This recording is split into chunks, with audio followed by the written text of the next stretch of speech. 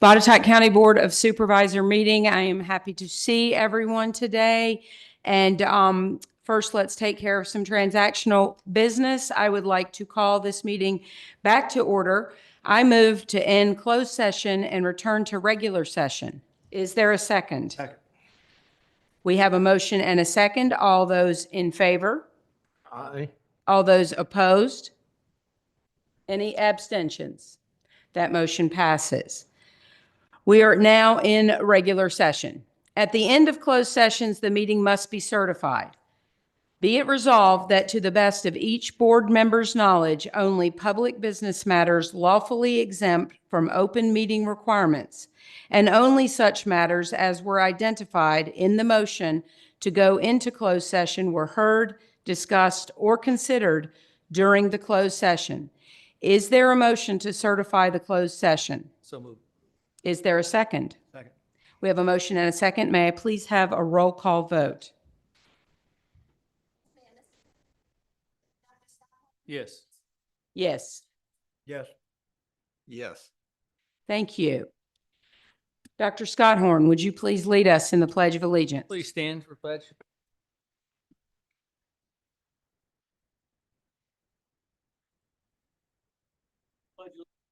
To the flag of the United States of America and to the republic for which it stands, one nation, under God, indivisible, with liberty and justice for all. Thank you. Thank you all. We begin each of our meetings with a pledge and a moment of silence. These are very important moments, arguably the most important moments of our meeting. As we enter a moment of silence today, I ask you all to respectfully consider why we're here, the decisions that we make, our commitment to the community. In particular today, I think it would be appropriate to focus on leadership. We have leaders leaving the board. We have leaders coming on to join the board.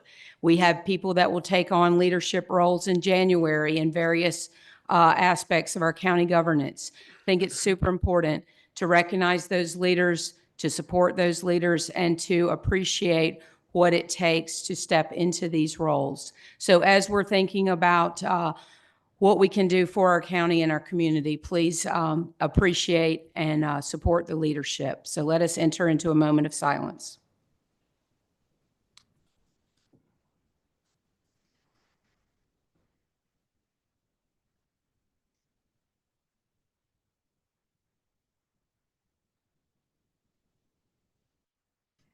Thank you. Before we jump into the agenda, I want to make two announcements. First of all, I want to welcome Supervisor Clinton back to the dais in person. He has been virtual for 2 meetings, and we are so happy you're here today, Steve. And we'll get to you a little bit later, but want to make sure that we welcome you back. It's so good to see you here. And if you noticed, we might have been a little bit late getting started today. We were out in the parking lot. And why were we in the parking lot? To celebrate the 3 new ambulances that were purchased and will now go into service into Botetourt County. Chief Ferguson, thank you. Fantastic. It, in my opinion, public safety is one of the highest callings of local governance, and our citizens are safer because of your work and the team's effort to bring this to us. So if you're leaving today early or you have a minute, please go out and look at those. Will they be here for a little while? So they will be serving what districts? Buchanan, Fincastle, and Reed Mountain will all get these state-of-the-art ambulances. And I think that is something we can celebrate. Thank you. So moving into the agenda, our item number 2, let's have some introductions and recognitions. First up, John McCoy. And Mark Bowles, you'll be next.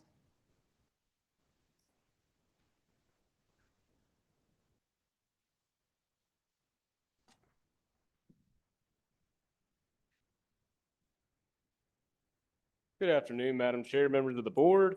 It is my distinct honor to introduce you all to our new planner, Mr. Jude Wilson.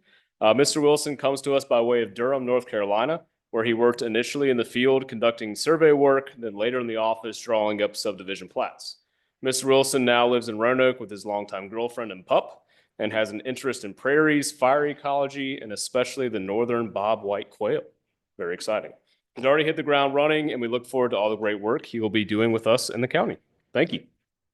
Thank you. Welcome. Great to have you. And that I rounds think you will out. find some fellow quail aficionados in the crowd, maybe. Yeah, it's kind of popular, so that's good.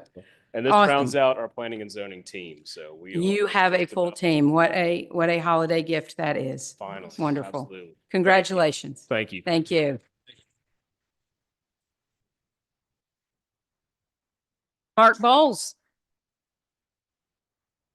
for items B and C. Mary, you'll be next. Good afternoon, Madam Chair, members of the board. Thank you for allowing me this privilege to introduce you to a couple of our new team members here in community development. First, I have Matt Corvin, who's a combination building inspector 2, who joined us on September 2nd. Matt brings with him certifications as combination inspector in both residential and commercial, along with residential plan reviewer. He joins us from the city of Roanoke, where he spent the last 10 years as a combination inspector. With his knowledge and experience, he was able to start performing inspections on the first day, which was great. And being a Roanoke native and working in a neighboring jurisdiction, Matt has been welcomed by the contractors in Botetourt, with many expressing that they're excited to see him on the job sites. Matt enjoys traveling as time allows with his wife and 2 sons. Welcome. It's great to have you. Second, I'd like to introduce you to Matt Cooper. He's our new erosion and sediment control stormwater combined administrator, and he joined us yesterday. Matt holds a bachelor's in civil engineering from the University of Central Florida and brings with him over 32 years of experience in all aspects of civil engineering projects. He spent notably 10 years working for the county of Roanoke as a civil engineer, working extensively with VDOT, the Western Virginia Water Authority, DEQ, and DCR on a variety of projects, including management of inspection and personnel, which will come in very helpful here. Matt enjoys hunting and fishing in his downtime. Thank you. Welcome. Matt. Welcome, Matt. Great to have you. Merry Yes, Christmas. thank you.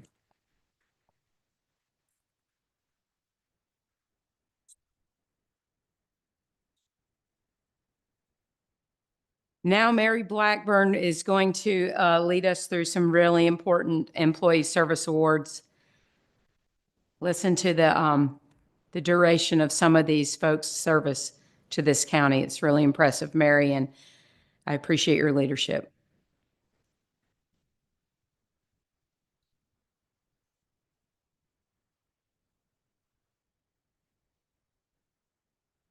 Good afternoon, Madam Chair, members of the board. Please join me in recognizing employees who are celebrating milestone anniversaries, 5th-year anniversaries, and expressing our appreciation for their ongoing service. Okay, first we're going to start with the employees that are celebrating 5 years of service. First, we have Chris Booth, Commissioner of Revenue.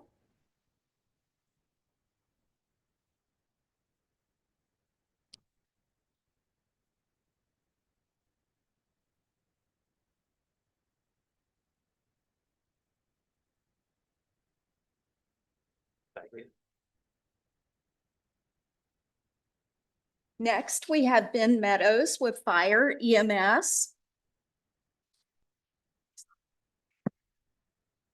Next, we have Nick Delaney, Fire EMS. Next, we have Whitney Bolton with the Commonwealth's Attorney's Office. Next, we have Kim Overstreet with the Clerk of Circuit Court's Office.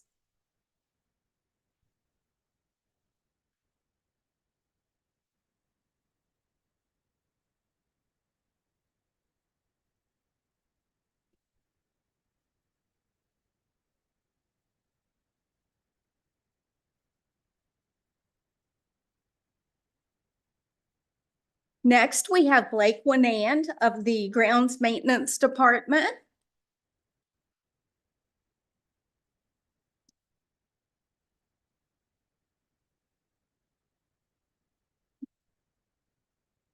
Okay, moving on to the next group. These are employees that are celebrating 10 years of service. We have Tracy Clerk, Director of Elections.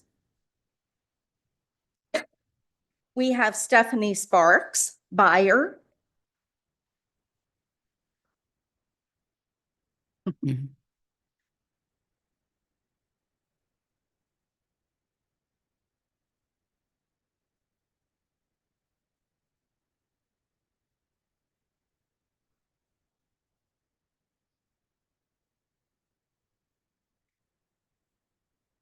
Megan Bauer in the Commissioner of Revenue's office. John Rogers, Fire and EMS.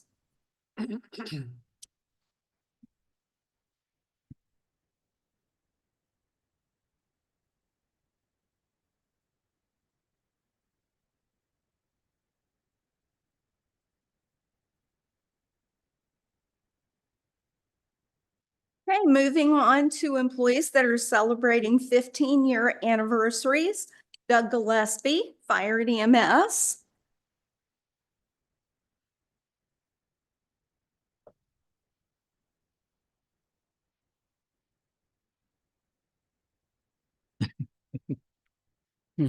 Daniel Murray, also with Fire EMS.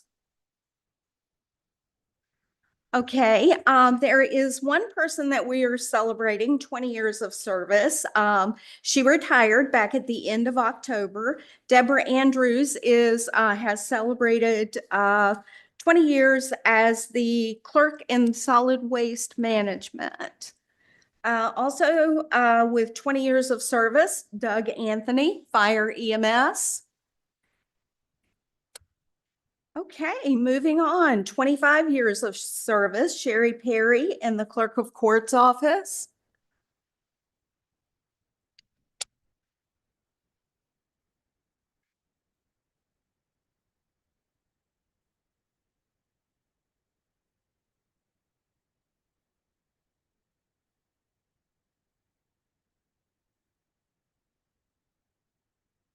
Okay, moving on to 30 years of service. We have Donna Booth, Treasurer.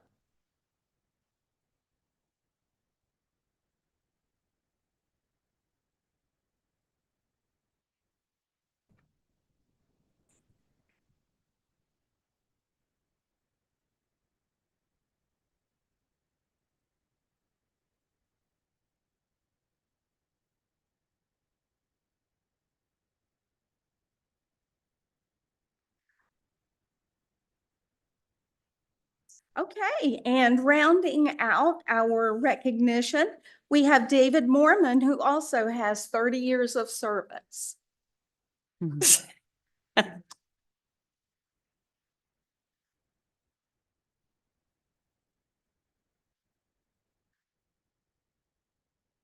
Okay, thank you. Thank you. A round of applause for all those folks. Thank you for your service. Pendleton and Chief Ferguson, if you all could come down for a joint presentation, please.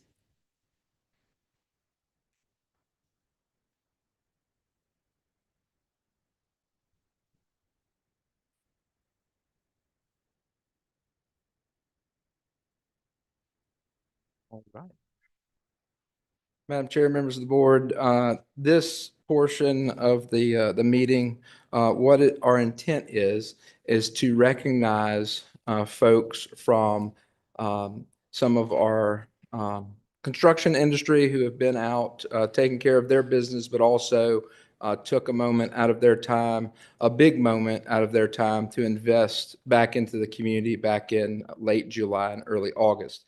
So if I could have the representatives from Apex Clean Energy, Faulkner Construction, and Mountain Crane, excuse me, join us down at the platform. So as you know, because we gave you a brief on this back in August, we had a significant rainfall event on Thursday, July the 31st of this year. And there were some torrential rains in the Ballpark Road area of Eagle Rock, and that created a significant amount of runoff down the mountain through the different valleys and passages, and ultimately into the creeks and streams that lead to Craig's Creek and the James. And as part of that, there was a culvert pipe underneath Ballpark Road in what is the privately owned section. So it's not a VDOT maintained segment of the road. You can see the sign at the sign where the maintenance stops. You could see the hole in the road. So unfortunate circumstance there with the washing out of that culvert pipe.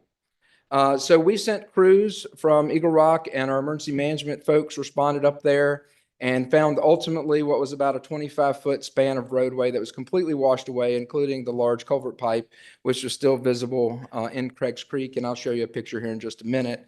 And why that's of any significance is because there were 30 homes that were beyond that were completely cut off from any resource, including emergency services.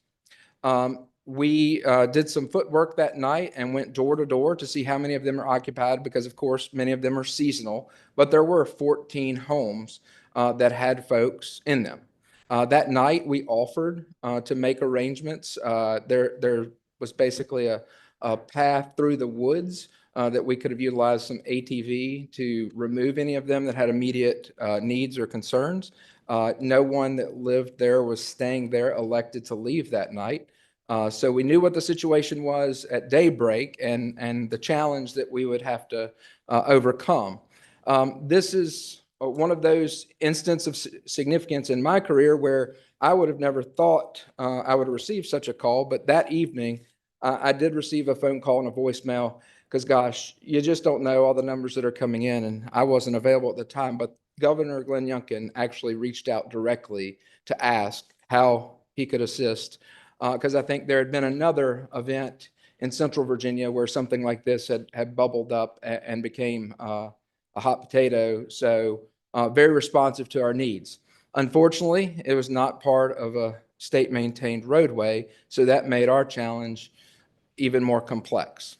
So there's just a little bit of what that looks like. The solution to our challenge was born by what I rely on hourly, which is relationships.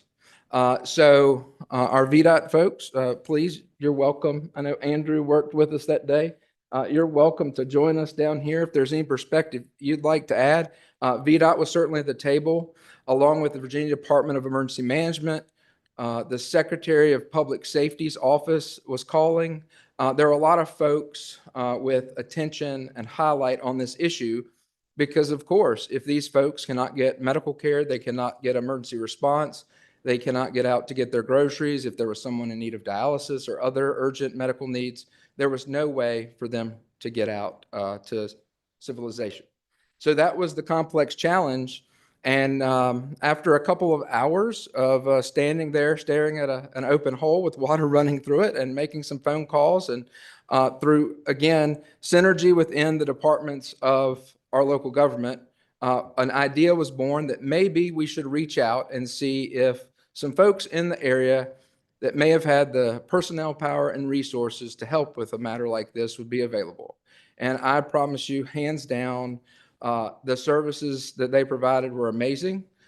They rolled in several large pickup trucks, and for a moment I thought I was on a TV show because the doors flung open and all these folks rolled out and were ready to help. I mean, all they were missing was shovels, really, to get the job done.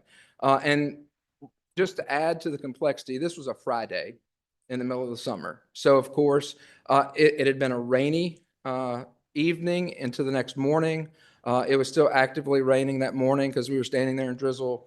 And the gentleman actually there in the gray T-shirt, Mr. Neighbors, we invited him to come today to speak firsthand about the challenges. Unfortunately, he was not able to join us. But he kind of leads the group of folks that try to maintain that private section of roadway. And he had told us up front that he barely had enough money to put a load of gravel on the roadway in the course of a year to refresh it, right? So a significant challenge for the homeowners and property owners through there. of trying to maintain that road, and especially now with the culvert pipe missing. So Apex Clean Energy representatives, Faulkner Construction, and Mountain Crane all rolled in, offered to do whatever was necessary. Mr. Neighbors and I had already worked on a plan to secure a new culvert pipe, and that, since that had already been secured, they had already had plans coming off the mountain of where they could get that culvert pipe. But thankfully, there was a plan in place for the pipe. What we needed were the resources of personnel, large equipment, the backfill to make this what it needed to be for safely traveling across it. So putting our heads together with VDEM, VDOT, provided some technical review on site. That's the best way to put that, right? To get things back to where they need to be and develop a level of comfort that the plan that was being put together would be satisfactory for that area. The other challenge of this, of course, if you're familiar at all with Ballpark Road, is there's a bridge. So heavy equipment just randomly driving across the bridge is not the best way to make things happen. So that was another portion of the equation that these folks worked out top notch. And ultimately, this is the end result of that outcome. Something that was put back better than it probably was before the storm, without a shadow of a doubt. I'm sure it was better after the fact. Restored the roadway within about 18 to 20 hours of their notification that there was a challenge, and did it in kind to the community members up there. So we had been talking about this for several months and wanted to do it at Thanksgiving. It just didn't work out because, of course, part of what we try to highlight is what we should be grateful for in Botetourt. And Nicole and I just felt like it was the right time to do it, and congratulate and thank these folks for anteing up. I can also tell you that Mr. Black and I talked about a brush fire on Dagger Springs on some private property that we were in need of an urgent dozer for about 2 months ago. And again, you let us know where to go. I'll make some phone calls and see if I can make it happen, because of course our Department of Forestry dozers, which did respond as well, to get those spooled up takes a little bit of time sometimes. And of course, if we're dealing with high fire conditions, we need to stop the spread quickly before we have a full-on mountain fire, right? So again, relationships, willing to invest back in the community in different ways. We just felt it was appropriate to recognize all these folks and the folks that couldn't be here for their actions that day and subsequent events. Nicole? Chief. So one more person I'd like to bring down here with us, as I'm sure that I see Miss Lunsford ready with her camera, is Building Official Development Services Manager Mark Bowles. If you would join us also. And then I don't know if Daniel's here, but again, relationships, problem solving, you can't ask for better than what we have in this community. You all know, you've heard me say that Mark calls me and I answer the phone if it's after hours. Are you sitting down? Well, I don't think he even asked. I think he said, just sit down. Okay, we've got a big problem on our hands, and I'm not sure what to do about it. And he goes through everything. He talks about VDOT's involvement, talks about Daniel and everybody else, and everybody's churning through. And I said, I got to call you back on this one. This is not coming to me easily. And about 15 minutes later, I get a text and he says, I kind of have an interesting idea. And I said, well, I'm having an interesting idea too. I wonder if you're thinking what I'm thinking. Where in the world would we maybe find some people and some really big equipment that we need not so far away in a pinch? So made some phone calls and we're able to connect the dots, and just the willingness and the, absolutely the speed and the energy. It's a commitment to just all the people who want to serve the community and serve them well. So I want to thank everybody that was involved in that, for all their efforts. So thank you. Thank you. That's definitely deserves a round of applause.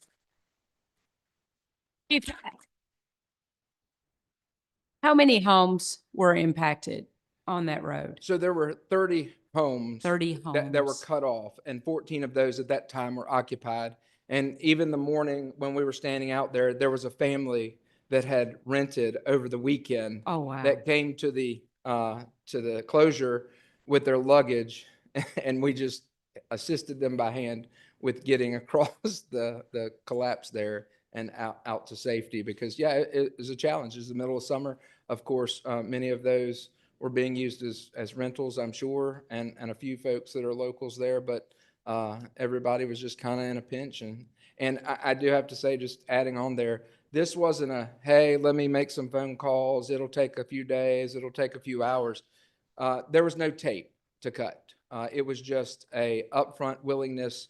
Oh, you've got a problem. The community's in need. We're nearby. Let us come see what we can do. So we just wanted to recognize them for that. And we have some certificates of appreciation. And again, I just want to repeat, that is Mountain Crane, Apex, and Faulkner Construction. Thank you all so much.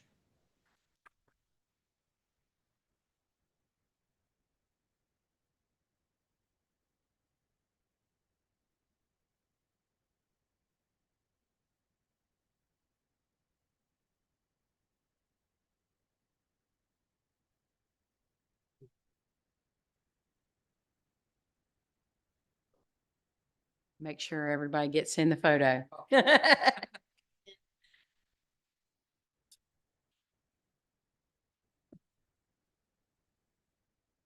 Thank you all. And Chief, I think you've got two more recognitions. Yes, ma'am. Lieutenant Scott? All right. Joining me is Lieutenant Matthew Scott. And Lieutenant Scott was recognized by the Western Virginia EMS Council as the 2024 Pre-Hospital Provider of the Year. This was an award that ultimately was delayed in recognition by the council. He received it about, 15 days ago? So we wanted to make sure we were timely once we were aware that he was awarded. And just a little bit of background on Matt. This award comes at no surprise. He's an outstanding member of our team and has been recognized multiple times in his past 5 years of service with us. He joined back in 2021 and graduated from the Roanoke Valley Fire and EMS Training Center. Went on to obtain his education coordinator to become an instructor in EMS education in Virginia in 2022. And then last October, Matt was promoted to the rank of lieutenant, where he currently serves as the B shift lieutenant responsible for critical care paramedic supervision. And him and his family came to us from California, where he had a background in EMS and EMS training, and his desire to continue to help in that area. In addition to his normal duties with us, Matt is the leader conducting monthly, quarterly, semi-annual, and annual training skills competencies, working with our medical director to create a program where perishable skills that we do not use on a routine basis are practiced in training settings so that our personnel are better prepared during high-risk, low-frequency emergency medical events. So please join me in congratulating Matt. Congratulations.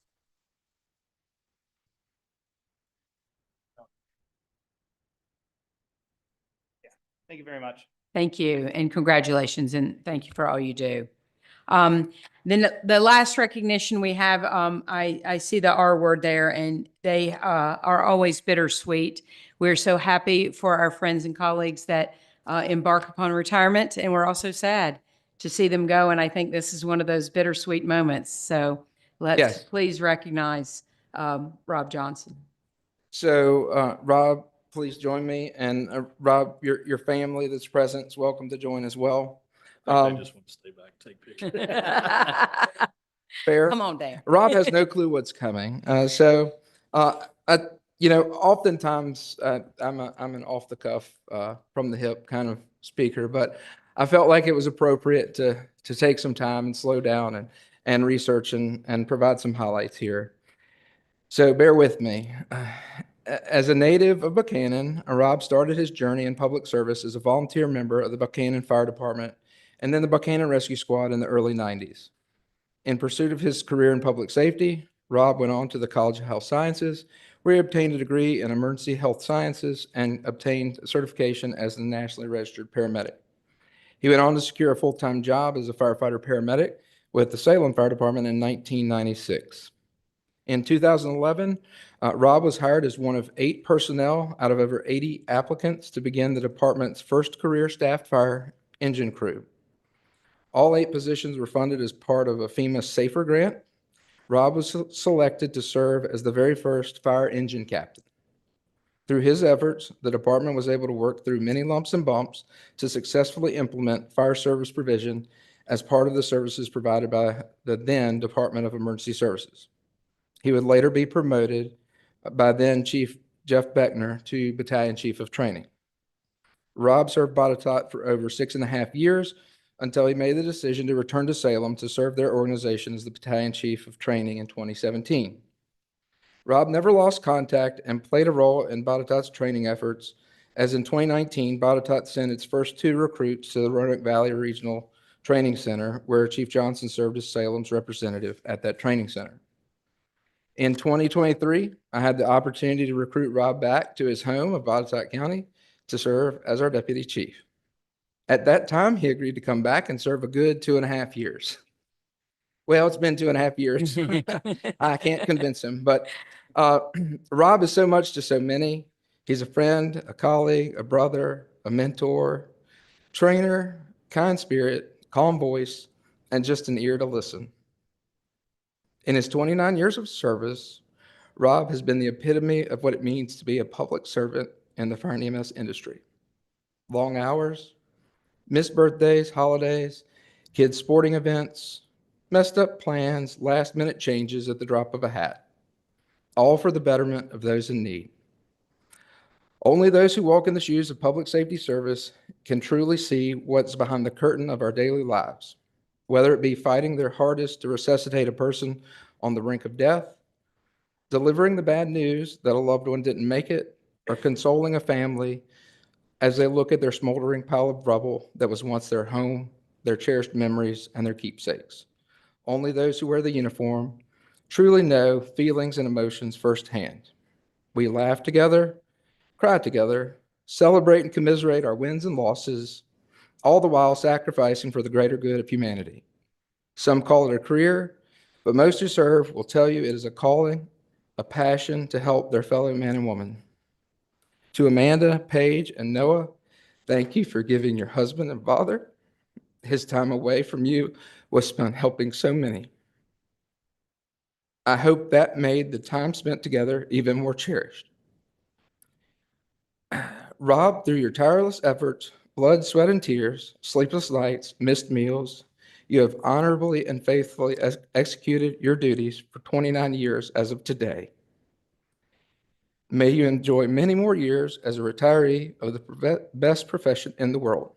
Please know that your efforts have and will continue to leave a lasting impact on our community, our organization, and the men and women who will serve into the future.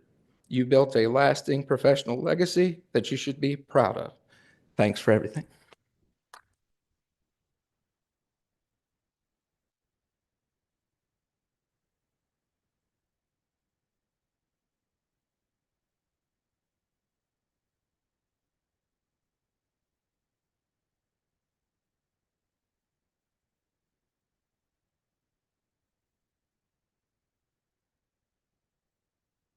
I'll be quick. Yeah, as he mentioned, actually one day I picked today is because I did start exactly 29 years ago in my fire and EMS career back at Salem. Spent a total of 20 years at Salem and a total of 9 years here.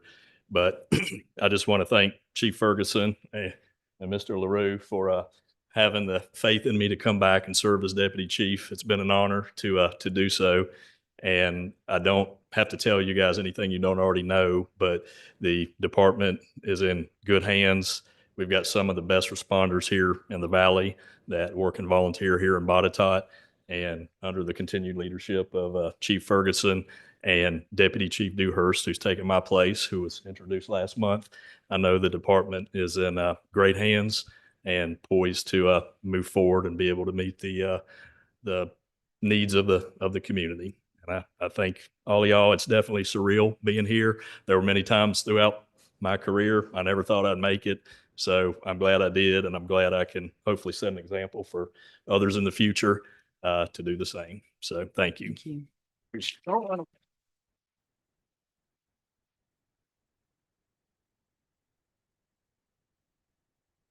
So we do have a proclamation. Oh, wow. I'll read it swiftly.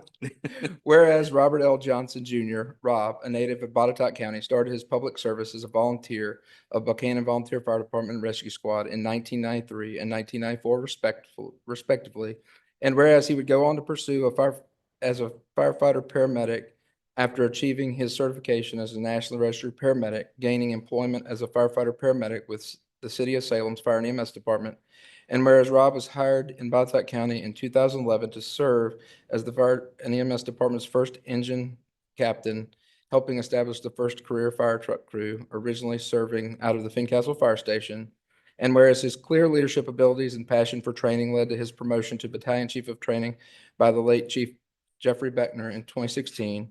And whereas Rob returned to Botetourt in August of 2023 to serve as the Deputy Chief of Fire and EMS. Whereas his work has been instrumental with the evolution of Botetourt's public safety services, adding immense value to the organization in a senior leadership role, leading to the department's efforts in hosting the first Botetourt County hosted career Fire and EMS Academy. And whereas he has served as the lead officer for the implementation of a complete department overseeing pharmacy, working through state and federal agencies to implement a smooth and successful program that saves lives daily. And whereas Rob has devoted over 29 years of his life to public service and the delivery of fire and emergency medical care throughout the Roanoke Valley, now therefore be it proclaimed that we, the Board of Supervisors of Botetourt County, Virginia, do hereby recognize Rob for his many years of dedication and service for the betterment of the community and wish him many happy and healthy years ahead as a retired member of Botetourt County's Department of Fire and EMS. Thank you. I really appreciate that.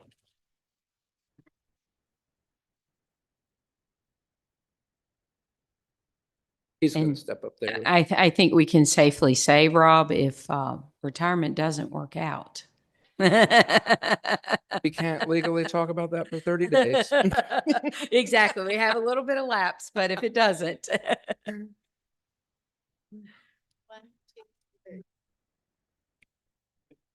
Thank you and congratulations.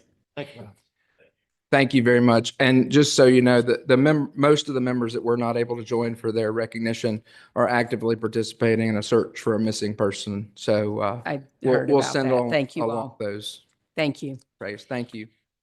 So we'll move to agenda item 3, and then we're going to shuffle down to our public hearings. But item 3 is citizen comment. And as you know, the first round of citizen comments are for items that are on the agenda. I only have one, so I'm going to call Bill Van Velzer to a microphone to offer comments on agenda item 8. Everyone else who has turned in a request to speak, we will address those at the end of the agenda items. So is Bill Van Velzer here? Yes. You can come here or you can go up there, either one.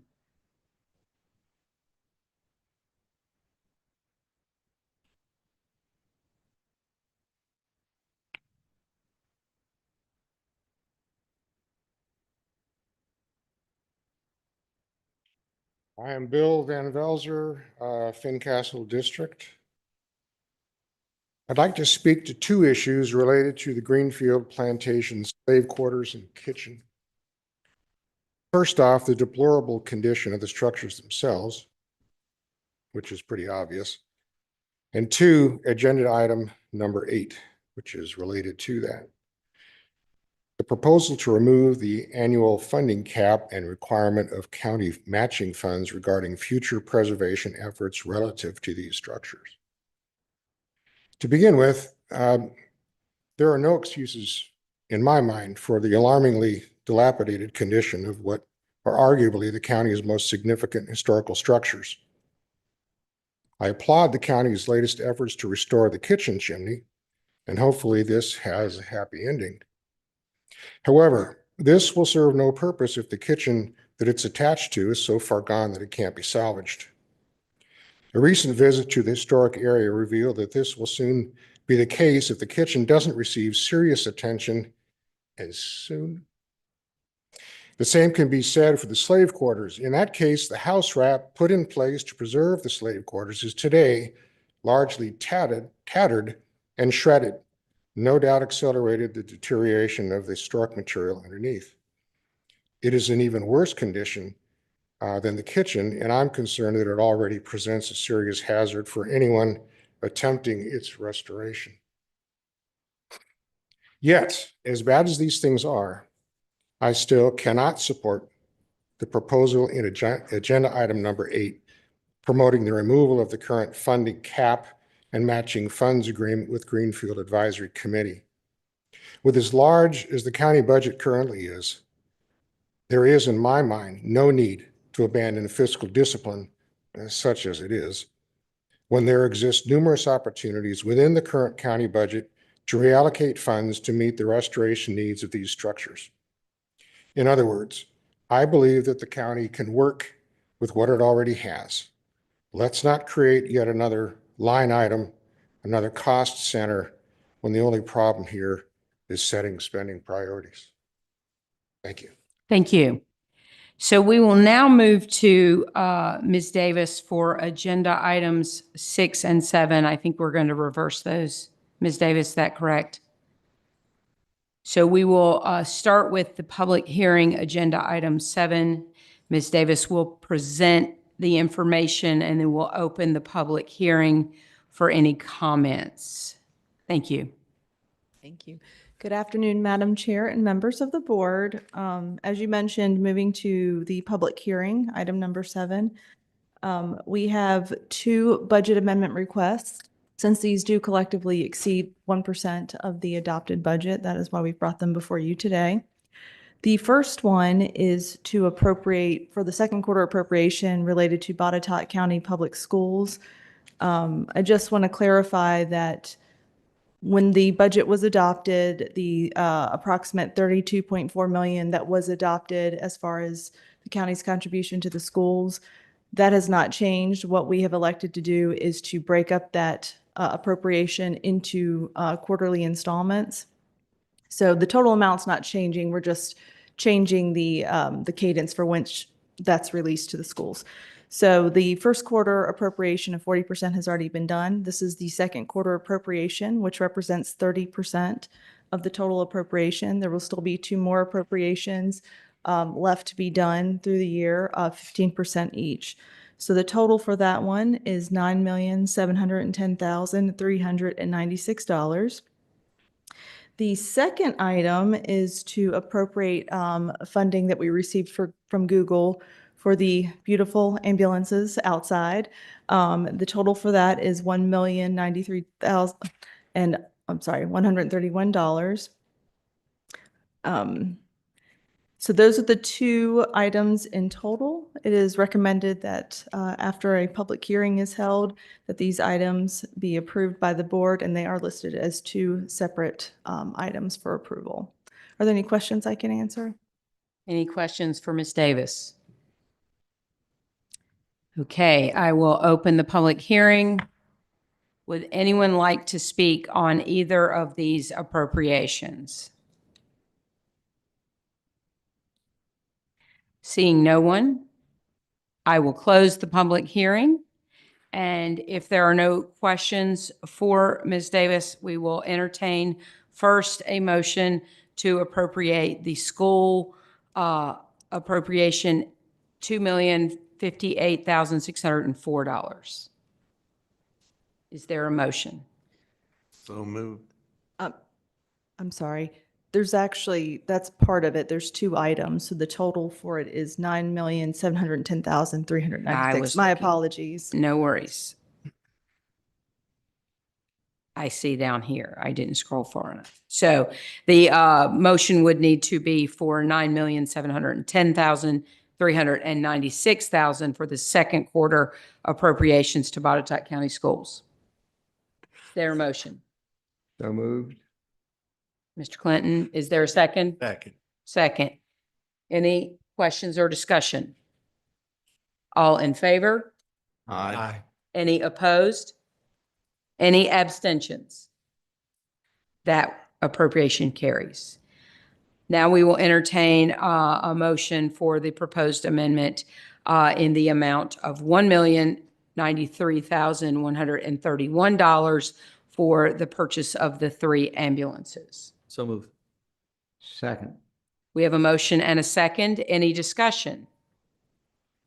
All in favor? Aye. Any opposed? Any abstentions? That motion also carries. Thank you. And so if you want to go ahead and address agenda item 6. Absolutely. So as per the accounts payable policy, any checks exceeding $250,000 must come before the board for approval before those checks can be released. What we have here today is a check for $460,974.02. This is for the Reed Mountain Fire Department / Dispatch Center construction work. This is application number 3 for work that was completed through the end of November. So it is requested that that is approved. There is a second item not included on there that was added that I guess would need to be approved separately. That is for $1,093,131 for the payment for those invoices. So in relation to the appropriation that just occurred. Hopefully you have a copy of that in front of you as Yeah, well. that's the additional information with the pink tab. Are there any questions for Ms. Davis?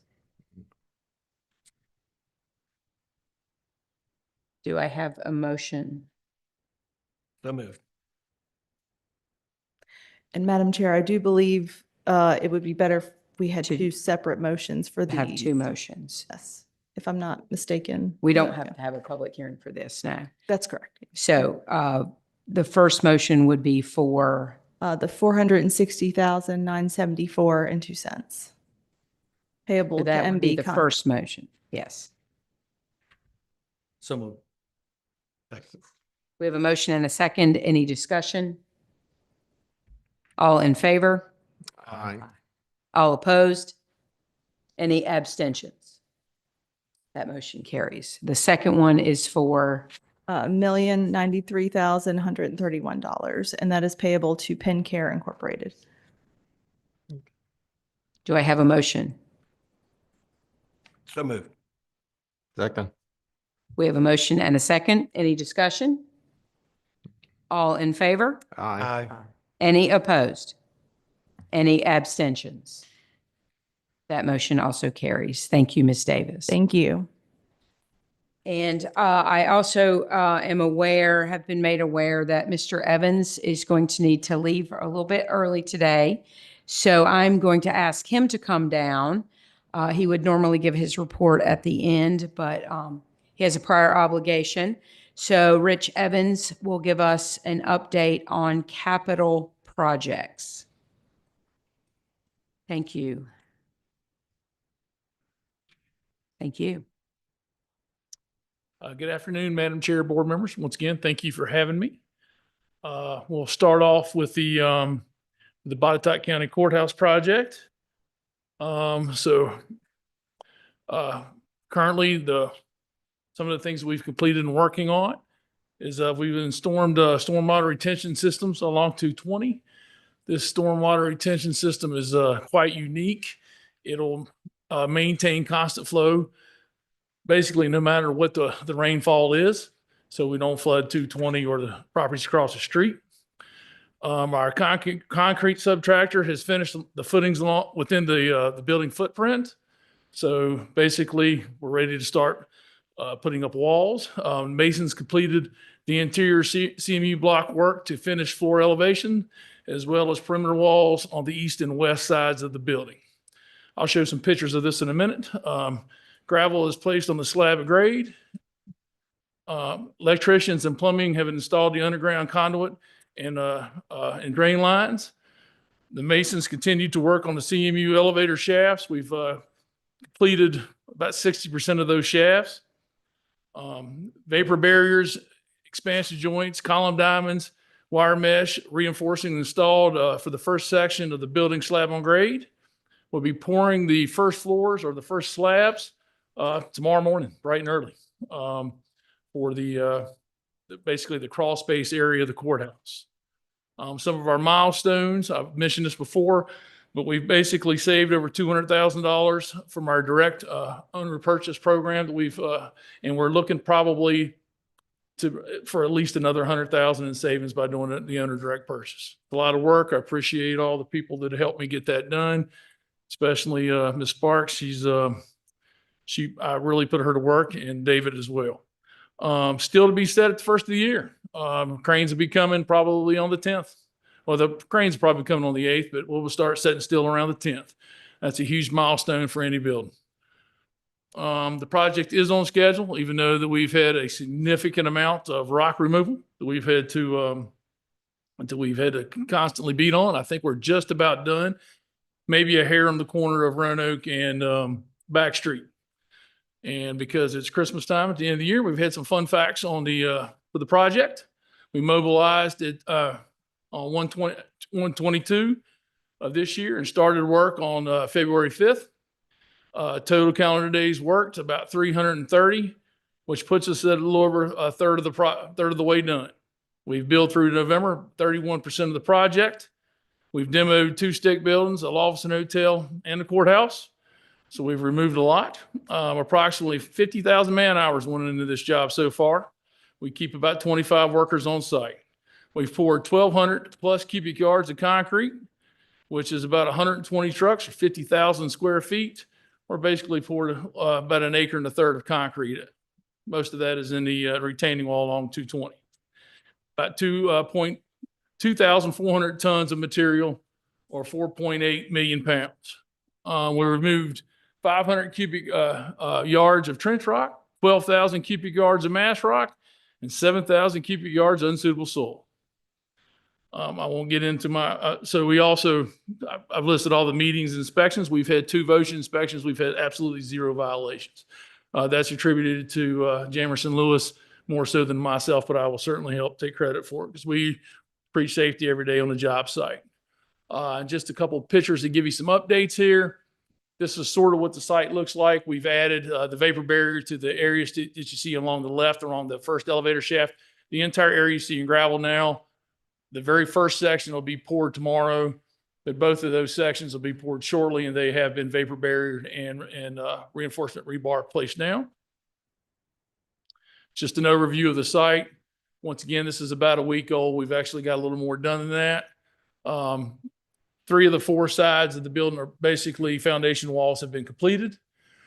This is the stormwater retainage system that I was talking about, and basically the southwest corner where the retaining wall is the highest, right up along Main Street.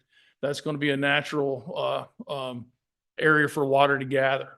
And instead of pouring that water out on 220 at 1,000 gallons a minute or across that street and flooding, we basically have 3 swimming pools stacked on top of each other with a piping system that releases that water at a constant slow rate to prevent any tearing out, once again, 220 or the people's property across the street. It's really a neat design and something unique in construction. There's just that's the area along Back Street and 220. We've poured the foundation for the retaining wall there. AEP has moved all the telephone poles along 220. We still got to do the ones along Back Street. And now we're waiting for the low voltage people such as Comcast and Lumos to move their wires. That should be done soon. And then we can start pouring that wall. And then after we pour that wall, we will make the existing retaining wall that everybody's so happy about start looking a little prettier. We're going to put a stone veneer in front of it and then plant trees in front of that as well. That's the courthouse project. Any questions on how that's going or any Questions? Going good. Good work. Fantastic, Rich. The only thing I didn't add is I know I've been saying it for a while, but I think we finally got on VDOT 100% on board. We will be closing Back Street for probably the remainder of the project. We've got to move some telephone poles out there. We have to build that retaining wall alongside that back parking lot. So it's just too dangerous for the guys working near the road. The next project is the fire station, number 7 and 911 center. This is going up at the speed of light if anybody has driven by. And currently we're building additional foundation wall at the transition. Basically where the existing building is, we have to merge up to it, and the footers weren't of size at all. So we had to build additional footers underneath that building so we could join the new building to it. We're installing underground utilities, scheduled to pour the slab for that in about 3 weeks, which is phenomenal, absolutely phenomenal. We've poured radio shop footers. Probably will be pouring the slab for the radio shop Thursday. Well, I got it on there, 12/18. There we go. So the radio shop building is scheduled for delivery. It's actually scheduled on Christmas Day. We hope that doesn't occur. But by the end of the year, that radio shop building will be delivered, and it'll take about 10 days to set it up. So it is coming at a rapid pace. The current project overall, I said 2 weeks on here. I got another 4-day notice delay today. So we're about 3 weeks behind schedule on the extension and on the renovation part. We are 0 days delayed on the radio shop, which is the key piece to get done on time. It is still absolutely on schedule. I do have a note here. There is an access road that goes from East Park Drive to the church. I need people to slow down and pay attention to the speed limit for that road. It is definitely a danger spot for our workers, and just please be mindful if you do cut through there for the daycare of the church to pay attention to the speed. I've added about 5 speed bumps in there just to try to emphasize the point. I'll put 10 down if I have to. This is basically the foundations and the beginning of the foundation walls for the extension itself. As you can see, most of the underground utilities are there, and we're just starting to build up. And Thursday, that first section that you see to the right, all that slab will be poured. And that's really, I mean, if you think about it, 2 months of construction and we're pouring slab, that's incredible. Those guys have been doing a great job. And just that's the transition wall on the upper picture I was talking about, where you see that wood and everything is where we have to expand out the footer so we can actually merge up to the building. The lower one is a picture is of the radio shop, the underground utilities, and you can see the CMU foundation walls that we're building. And and obviously there's foundation, and that'll get poured on Thursday. Just some more pictures of some constructions from different angles. And once again, the radio shop is absolutely on time, about a month delay on the other two. Hope to make that up. That's construction. Everything is going well. Thank you. Any questions there? Questions? Thank you. And I appreciate Thank this you so time. much. Appreciate it. Thank you. I love it. I love it. Great report. Yes, that's great news. So agenda item 4, I trust that everyone has had a moment to review the consent agenda. Do I have a motion to pass? So moved. Second. We have a motion and a second. Any discussion? Madam Chair, I will just say, I'd like to compliment Ms. Davis on the realigned format. It's much improved and streamlined and easily understood. So good job on that. Agreed. Thank you. That's great. Great comment, Supervisor Clinton. Any further discussion? All in favor? Aye. Any opposed? Any abstentions? That carries. So if we could have our friends from VDOT come on down. Our monthly report. Good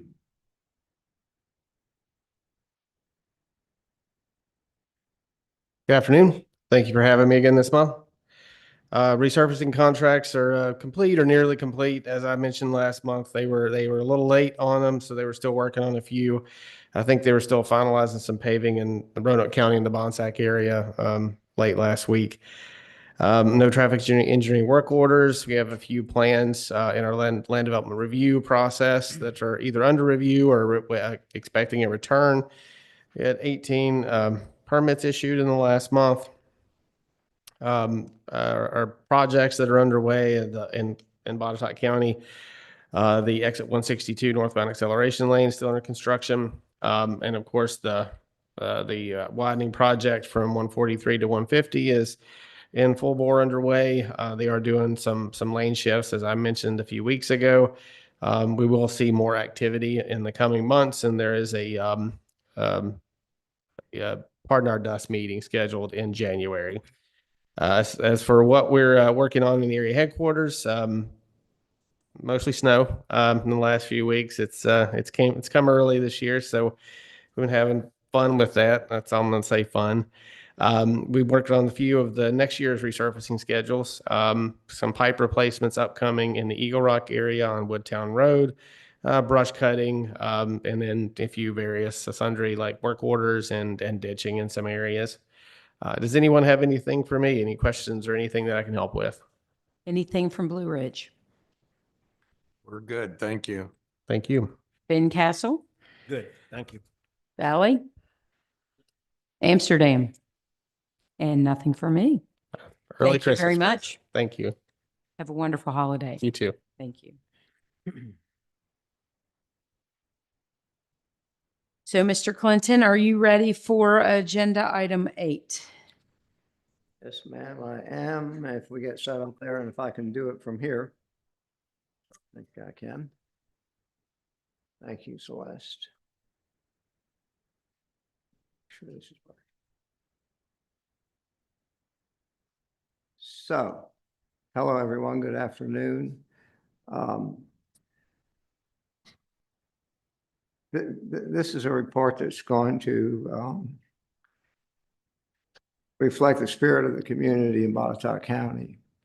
And you're going to hear, and what I have to say, a word that I'm going to say repeatedly is volunteer, because this is all about a group of incredible volunteers that have worked tirelessly to bring something to fruition that's important to the county and to the future of the county and its history.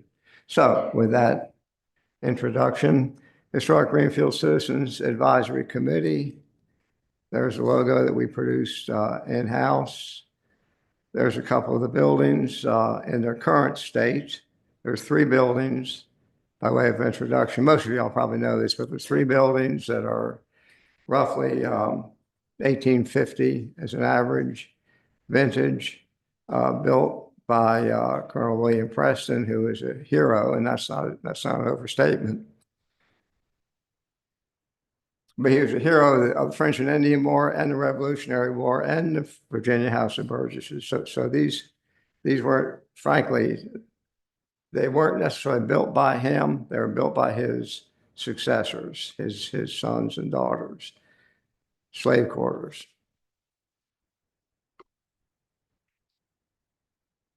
So Historic Greenfield was established, as this says, in 2017 by the board, with the specific duties to plan, protect, restore, preserve, interpret, and promote these 3 buildings, and to create an area of perpetual recreational, educational, and tourism assets. So that was a statement of purpose that was established. I'm going to say right now that kind of a belief system that hovers over this whole thing is the idea of being born of controversy, but then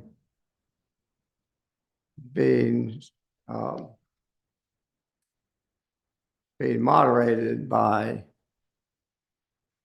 collaboration. So it was a controversial issue to begin with. I'll explain that in a minute.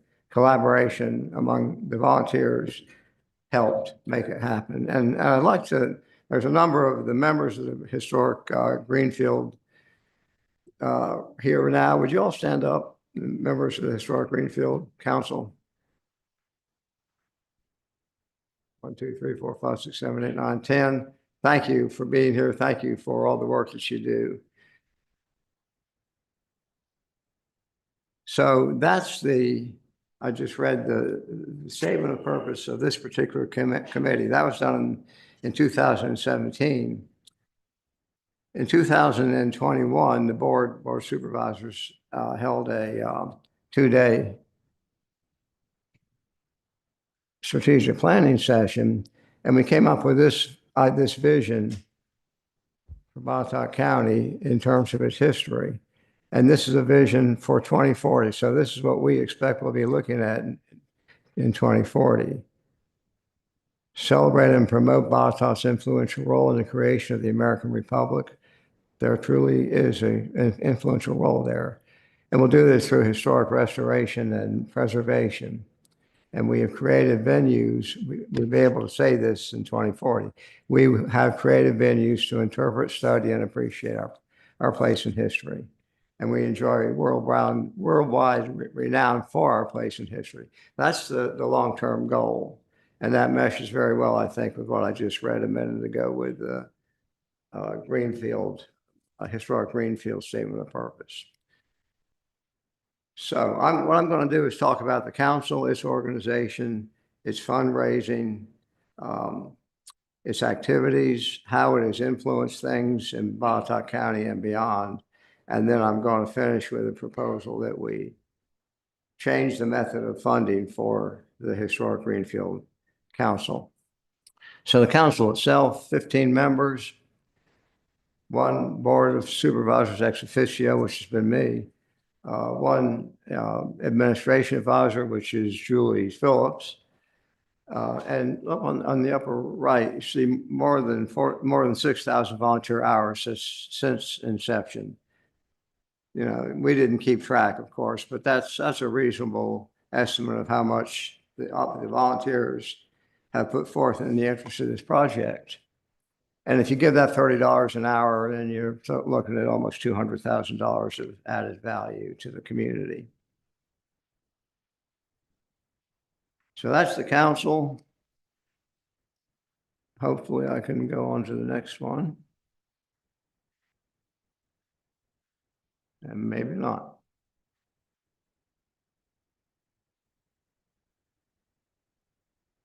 Somebody here that can make this work. Yep, there we go. Got it. So first topic, fundraising. It's important to understand that this committee was formed without a real defined budget. It was formed in such a way that the volunteers could raise funds up to $50,000. They can raise as much as they want, but up to $50,000, the county would match 1 for 1. So we raise $1, the county puts in $1, we have $2 in the treasury. But that leaves fundraising, the basis of the fundraising to the volunteers. We've done a lot of things to raise money. One of them was a challenge match. One of our members put up $5,000 as a match in such a way that if any citizen from here or Roanoke or wherever would contribute $1, the county would put in another $1, or excuse me, the person who put up the money would put up $1, and then the county would. So that was like 3 to 1. So that was a pretty good program. We raised $33,000 on the challenge match. We've sold commemorative brick pavers, and we'll sell one to you right now if you'd like one after the meeting. But you see a picture of the brick pavers. We sold lapel pins, T-shirts, Trex benches. If you've seen Trex benches, 2 to 4 people with handles, plastic benches. If you want to collect 500 pounds of plastic bags from Kroger, wherever, 500 pounds, donate those, you got a bench. And we did that. I think we have 3 benches through our efforts to collect the plastic and then go through Trex and get the benches. Grant funding is really a challenge. We've done 4 grants to various organizations. The African American Cultural Heritage Action Fund is one of them. Recently, we did the Paul Brunn Revitalization Fund. We're out there looking for ways to get money, and we're working on the funding themselves. Those funds are really those grants are really challenging to put together, but we've kept with it. overall, we've raised about $30,000 in the 8 years that we've been at this. So that's fundraising. Next is promotion and awareness. What are we doing? What is the Greenfield Council doing to get its name out there, to get us better known, to get Botetourt better known? I'm calling all that promotion and awareness. So you see some of the things there. We're at Fincastle Festival routinely. Fincastle Garden Week. Juneteenth, I have an exclamation point behind that.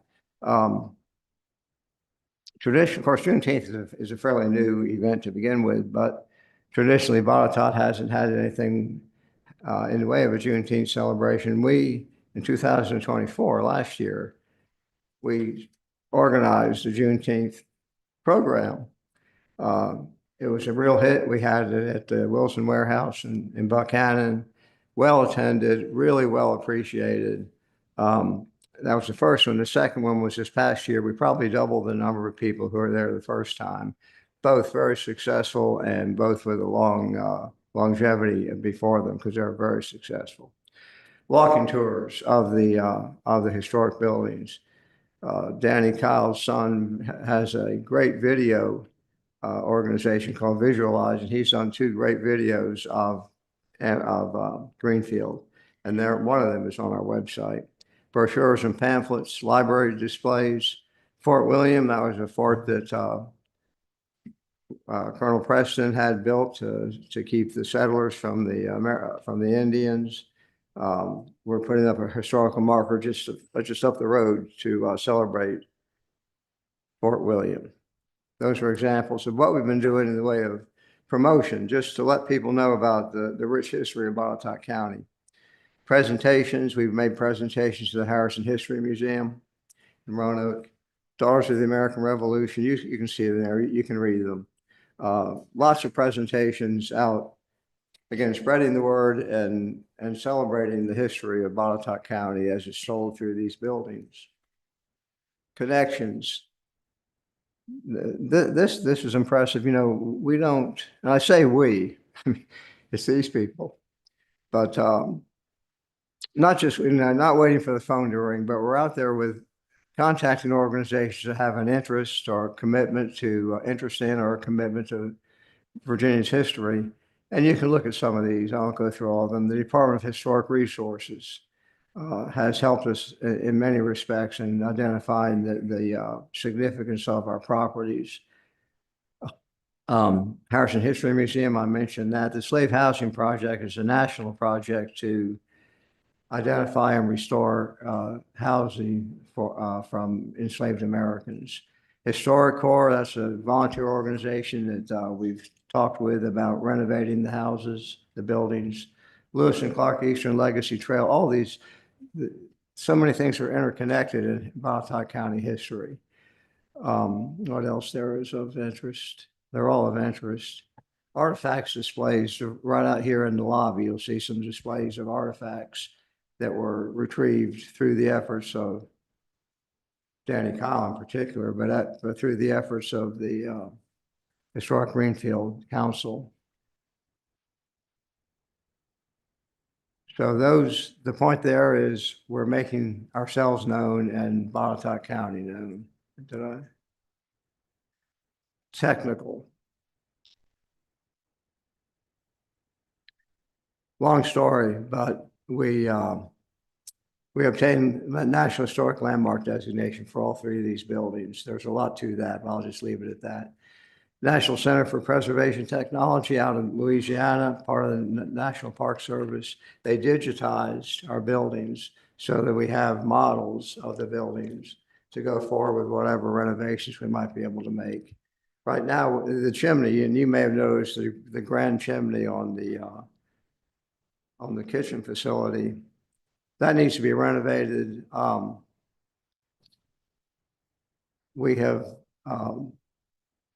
We put forth 2 RFPs. One's currently on the street for historic renovation contractors to rebuild the chimney of the kitchen. Big project, important project.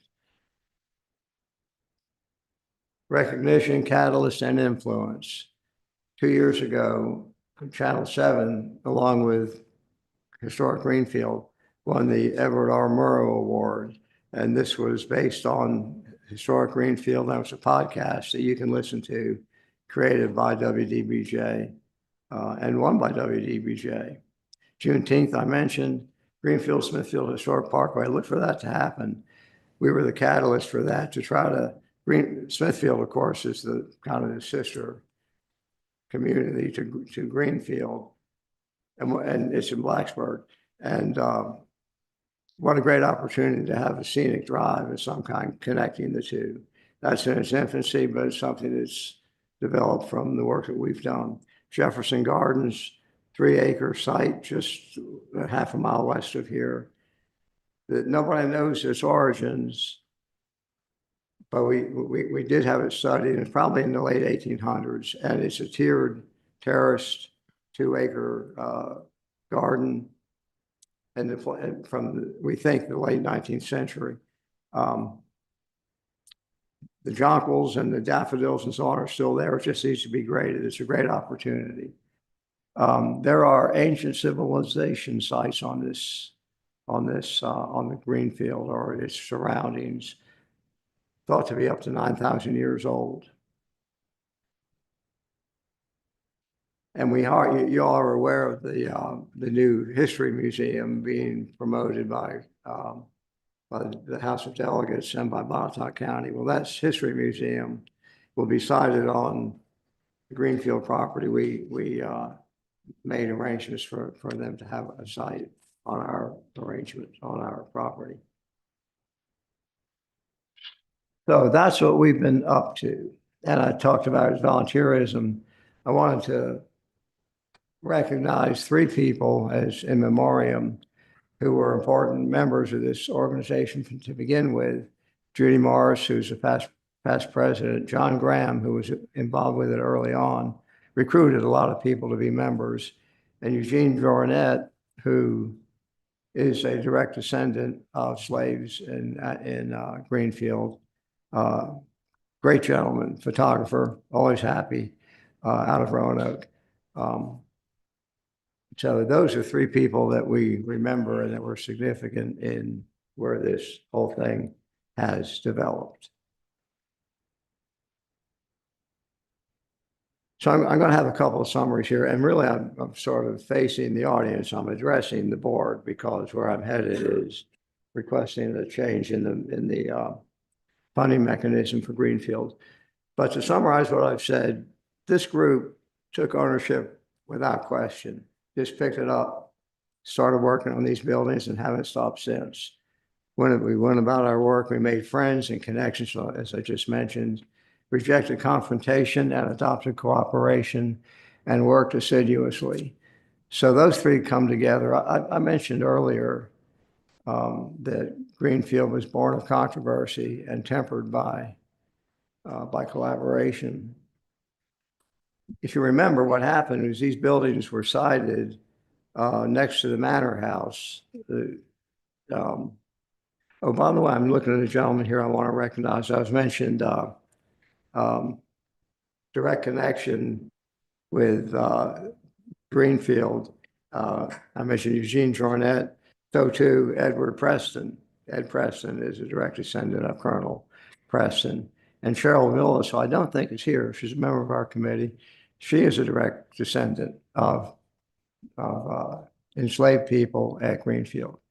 So anyway, where all this started, 2016 roughly. The county wanted to relocate the buildings, the slave quarters, to make way for economic development. A lot of people didn't like that, and it was a controversial issue, and there were 2 sides to it, as there always are. The county proceeded with, despite there was quite a bit of opposition, the county proceeded with relocating the buildings to their current site, which frankly is not bad. It's a beautiful site high above Route 220, bucolic.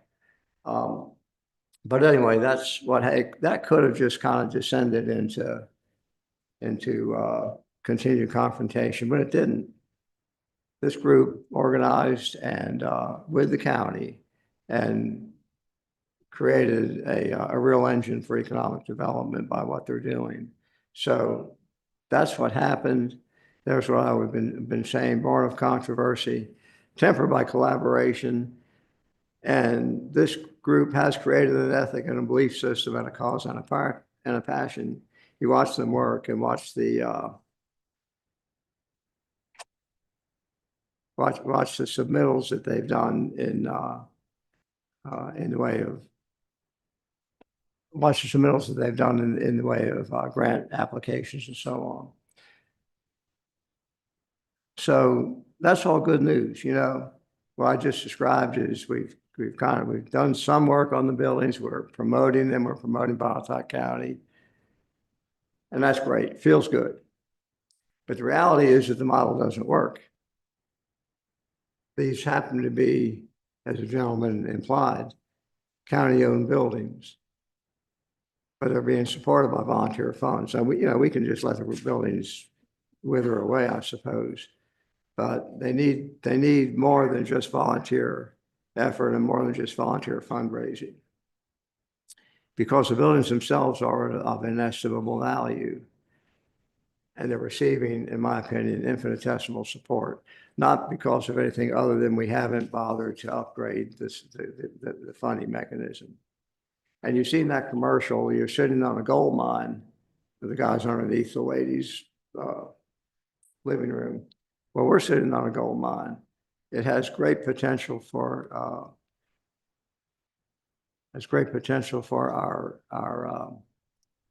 community spirit, great potential for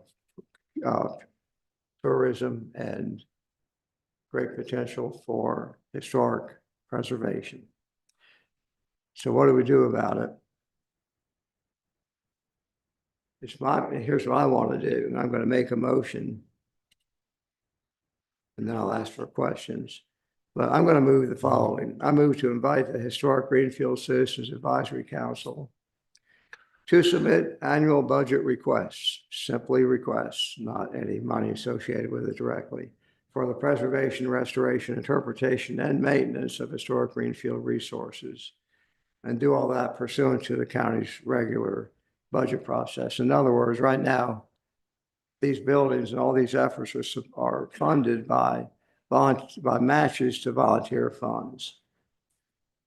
I think we're missing a bet if we don't change that in such a way that the council can make annual requests. Whether the board honors them or not is up to the board each time, but at least it will allow the council to do some planning and to do some work on the buildings as continuous. Right now, 1 year at a time, matching funds, you can't get any continuity. So that's what I would like to do. That's my motion. And Madam Chair, I put that motion forward. Thank you. We have a motion on the floor. Is there a second? I'll second. We have a motion and a second. Is there discussion or are there questions for Supervisor Clinton? And thank you for a thorough presentation, for your thorough work. And one thing that really struck me is a volunteer organization formed almost 10 years ago and is still active and productive. That's a testament to a lot of commitment and to your leadership, I would say. Still Thank meet you. every week. That's fantastic. So questions for Supervisor Clinton? Yes. Don't really have a question, but I do have some comments. I'd like to reminisce for a little bit. You came back on the board 2 years after this program was put together. And I can remember those days and my heart bled for you because you had some motions you put in that died for lack of a second. And I think that was inappropriate. Then the next thing was you headed up the Monument and Memorial group. And it was very touching that at the end of that, out of your own pocket, you gave each member of that committee a medallion, as I recall. And that was a high point. That really meant a lot. Now going back to 2016, 2017, in preparation for the Shell building, I went back through my notes and there were invoices that were paid in both 2016 and 2017. And 2016 moving cost was $254,131.45. We did 2 archaeological studies, one for $56,506 and another one for $2,250. And then in 2017, the second invoice for relocating the buildings was $30,911.64 and another archaeological invoice for $3,699. So we're approaching $350,000 to relocate and do the archaeological studies for these structures. And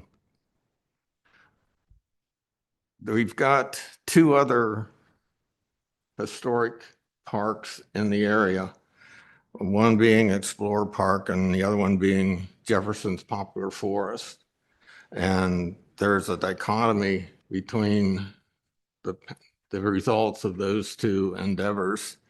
And the potential for the current process is $100,000 a year, and we've had 8 years of it, so that's $800,000 potential revenue income for the project. And that also requires the committee to have, as we say, skin in the game. And I think the mechanism is there currently today to fund these projects. And I don't feel that we should burden the taxpayers with this whenever we do have a mechanism in place to raise, I think, sufficient funds to do these buildings.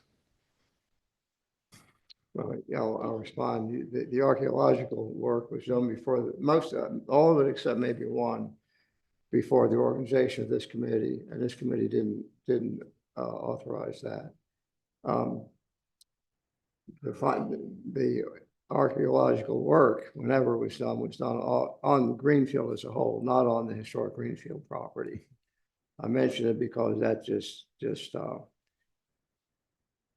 it signifies the importance of the overall area, but we didn't ask the county for archaeological funds. That was done by a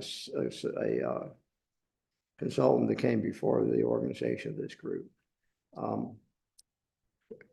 To compare this to Greenfield, to Explorer and Poplar Forest is really an inappropriate distinction or inappropriate comparison. Mm-hmm. We don't have a vision like Explorer Park, which kind of fell flat, frankly. Mm-hmm. We're not looking at anything like that. We're just trying to restore 3 significant buildings for like the purpose said, for study and for interpretation and for history. Nothing grandiose like Greenfield or like the one Forest. Poplar Forest. Well, Poplar Forest, but the other one, Explorer Park, and that's like Explorer Park. And we don't expect to do anything like Poplar Forest. This is the home of the president, like Poplar Forest was. So it's just a difference in scale. But the result, I think, is the same. Both of them help to promote this area, help to promote our heritage, and to let them go, I think, would be just a real disservice to future generations. That's all I know how to say. The archaeology was done outside of us. The county has some money in it administratively. They help prepare the RFPs and things of that kind, and they maintain it. And that's one of the values of what I'm proposing under this, the maintenance of mowing of the grass and cutting down of the ash trees that have died and so on. That'll come under a defined budget for Greenfield. Right now, it's just done and nobody knows how much it costs. But by making this an identifiable line item for the budget, we can identify where the money goes. So there's that advantage. And if the board doesn't want to spend a dime on it in any given year, they don't have to fund it. Mm-hmm. So the best response I can, but I appreciate your comments. Thank you, sir. Okay. Thank you. Other questions? Any questions? Do you see the group continuing to do fundraising like they have been? What is the vision for that? Yeah, it wasn't in this final version, but what I had initially proposed, and then I changed it, but 80% of its annual funding, you have to go backwards on this, but 80% of it come from the county. 10% would come from, no, 15% would come from volunteer efforts. Because frankly, you know, as hard as these volunteers have worked, I think they want to keep doing it. And I think to remove the volunteer element of it is to kind of diminish its significance. So, yeah, 15% would come from continued volunteer efforts, and then 5%, I just figured, well, that would be things that just come to us, you know, from people that want to make donations, but without our asking for them. And is the group still actively pursuing various grants? Various Grants grants. from The one organizations? that's up there, Paul Brunn. Yeah. We just finished it, when was it? 2 months ago, 3 months ago? So yeah, we're continuing to do it, but it's an effort. It's really difficult. Takes a lot of time. I did a couple of them myself, and there's nothing easy about it. But yeah, I think it would be important to keep a volunteer component of it. Other questions? Comments? We have a motion and we have a second. Let's do a roll call vote for this, Ms. Parker. All in favor? Aye. Mr. Clinton, Ms. White, call for a roll call vote. Let's do a roll call Oh, it vote. does? Okay. Mr. Clinton, Yes. Dr. Scott, Yes. Ms. White. Yes. Mr. Yes. No. That motion passes 4-1. Thank you, Mr. Clinton. Now we will move on to Mr. McCoy.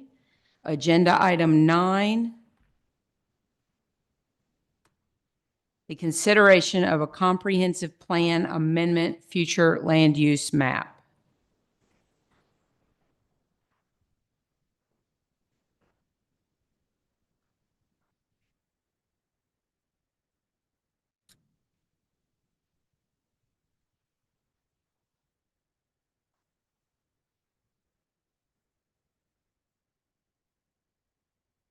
Thank you. I got the crayons. Yeah, they then colored penciling. Look familiar? Yeah, I think this is a flashback. Good. Well, good afternoon, Madam Chair, members of the board. Before you today is a request to advertise for a planning commission public hearing to consider an amendment to the Botetourt County Comprehensive Plan that will modify the future land use map to include property owned by the Lawsons. They seek to place their property under a conservation easement. To do so, it needs to conform with the comprehensive plan. The map I gave you all and handed to Celeste as well for the public record indicates the property outlined in black, as well as the future land use map that you all adopted at our last meeting. The orange colored areas indicate medium density residential. The yellow colored areas indicate low density residential. I also included the Western Virginia Water Authority water mains and Western Virginia Water Authority sewer lines. This is something that we've done a few times in the past since I've been here. Essentially, the process works is that a property owner petitions the board to hold a public hearing to decide for the planning commission to recommend approval or denial of the future land use map change. Any conservation easement has to comply with our comprehensive plan. So the property's piece of that's shown as orange there with the location of the sewer line on the property would not necessarily conform with the comprehensive plan. So you all here today are requested to authorize the planning commission to hold a public hearing to consider the technical pieces of this application. Happy to answer any questions you might have. Thank you. Any questions for Mr. McCoy? And we're taking all 9 of these parcels as one. Correct. Right. How close is this to the Lee property? Fairly close. It's on Catawba Road. I believe the Lee's property was also on Catawba Road. I did not put in its distance to their property. However, it is fairly close. It's about 1.5 miles away from the Catawba Road 220 intersection. Okay. Thank you. Absolutely. Other questions? Do I have a motion? Our potential actions are to refer it to the Planning Commission to deny this petition or to table the petition. So move. Those are the options. Okay. Which one do I have a motion? Madam Chair, recommend the board to refer to petition to the planning commission so the request can be analyzed. We have a motion to refer it to the Planning Commission. Is there a second? Yes. We have a motion and a second. All in favor? Aye. All opposed? That motion passes, so that will go to Planning Commission. Yes, ma'am. Thank you. Thank you. Mr. Hinkle. Emergency Communication Systems Update.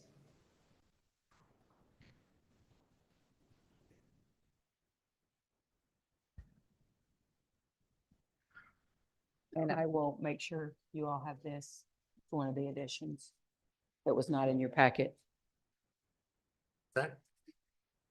Yeah. Madam Chair, members of the board, Matt Hinkle, your Emergency Communication Systems Manager. It's been a while since I've been able to give an update, and I'm happy to report that we made some pretty significant progress. Last week, we went up to Chicago and witnessed the staging of at least a portion of the radio system, and that will actually be here in Botetourt actually later this week. So we're definitely making some progress. And we also wanted to report that we've made some significant progress in doing some partnerships with the Virginia State Police and their radio system, to where we will share resources and help each other out. But there's a lot of work left to do for this system, and that's what brings me to my presentation today, which we will go through change orders 3 and 4. And at the end, we'll request some board action if you so deem appropriate. Real quick, I thought it was worthwhile to do a quick history of the radio system. Going back to 2022, when we received the consultant's report from Morcom, their recommendations, we've done quite a bit of this already. Obviously set up a radio shop for system maintenance. Check, we're doing that. And thanks to Rich in getting that squared away. They had recommended a 9-site, 7,800 megahertz P25 system, simulcast system. We are on track to do that, but I think we're going to, as you'll see here in a little bit, we'll achieve that, what they envisioned with 2 less sites, with 7 versus 9. They also did recommend using digital vehicle repeaters for coverage, for portable coverage throughout the county. They did recommend joining the Roanoke Valley system. Obviously, we've detailed that in previous presentations, why that was problematic and we were unable to do that. But they had estimated that the standalone system cost for that system that they recommended was going to be just shy of $26 million. And you'll see the cost after these change orders is significantly lower than that, which I'm happy to report. Just 2 quick things. Excerpts from their report. One of the things that they had mentioned that there was no additional spectrum available in the 450 megahertz band, which is what we are using today. I mentioned that because we ran into some issues with the quiet zone, and we'd had to find some different frequencies to use. And then the second bullet point there, they had mentioned that they, even with all the additional sites, the 9 sites, that we would not be able to provide that 95% coverage. And that's why they recommended using the vehicle repeaters. The last bullet or sentence of that is quite prophetic too. And they mentioned that using dual band radios would enhance interoperability with counties operating in different bands. And we'll talk about that here in the morning a little bit as well. So after change order 2, we ended up still with 7 sites. We were going to have a north cell and a south cell. So that means we'd have like a north radio system and a south radio system that were tied together, with sites at Iron Gate East, Big Hill, Crawford, Purgatory to the north, Landfill, Tinker, and Blue Ridge in the south. And this is the network topology of that radio system as it was as was envisioned. This would have been the coverage this is portable coverage. With that system, you can see that we're right in the mid 70s in portable coverage. That's why they had recommended the vehicle repeaters, so we could extend that portable coverage using the mobile radios. And this would have been the mobile coverage with this particular design.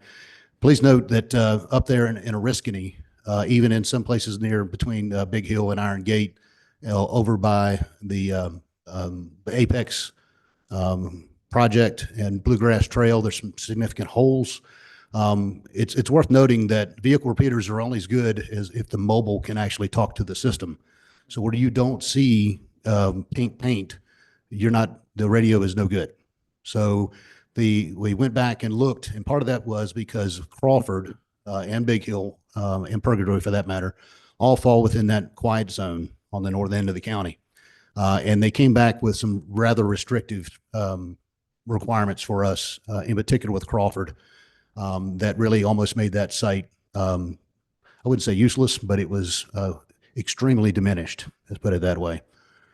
So we had to figure out a different way, and we went through many different designs. I know we've talked about the tower at Oriskany that we looked at. That became a little too expensive when we started really digging into how much it was going to build a road and run power and everything of that nature. So we had to find a different way to try and achieve the coverage that we need at the first. And this slide just kind of details some of the issues that we ran into with the quiet zone. But some of the other issues that we ran into were with the tower sites. On the south side, we were unable to get the Blue Ridge Tower location nailed down. So what we ended up doing is we've moved that to an existing site that is on the Bedford-Botetourt County line. We affectionately call it Boxley, but it's an existing site that we can go on to, and it will give us comparable coverage to what we would have had at the Blue Ridge Tower. And then the Big Hill Tower, we were trying, if you look back to this, you can see a red line that goes from Big Hill to Iron Gate. That became really problematic because the Big Hill site is not on the apex of the hill. So we were going to have to actually strengthen that tower to put a microwave dish at 165 feet on a 170-foot tower. And you could, as you can imagine, a microwave dish is a big round dish. And the wind loads that would have put on that structure were significant, and it would have cost us upwards of $100,000 just to strengthen that tower. So we had to come up with a different design or some different options. This slide just is real quick just to show you kind of the different bands, frequency bands that public safety the FCC allows public safety to operate in. On the left, you see the low band, which was what we had 40 years ago. Some folks might remember it. And then you have VHF and the 150s, UHF, which we are currently on today. And then up on the upper end, you have 700 and 800. But if you'll notice that the lower bands are much better for rural and mountainous terrain. The higher bands, the 700-800s, are very good for urban terrain. They penetrate buildings much better. And that's what is predominantly done in urban metro areas.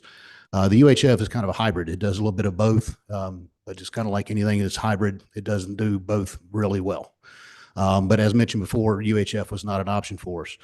But if you look at the bottom, the quiet zone restrictions, this is what we've discovered is that to lower the band, the Green Bank folks are much more lenient and allow you to put more power out. So since UHF was not an option, the next option was VHF. So we decided to look into that to see if we could get better coverage with that. And you'll see that here in a second, that I think we've achieved that. So with change order 3, we're still 2 simulcast cells, north and south, but now we're only going to have 2 cells or 2 sites in the north, Big Hill and Crawford. We actually get better coverage off those 2 sites in VHF than we were going to get off 4 sites in 800.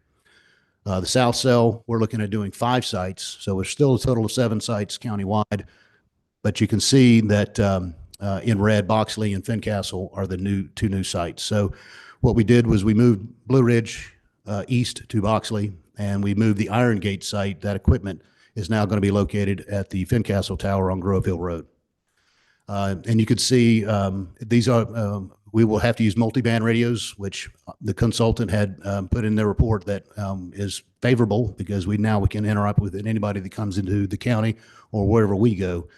And we're still at 90% coverage, greater than or equal to 70% native portable coverage. And with the DVRSs or the vehicle repeaters, we're able to achieve 95%, which is the industry standard for portable coverage.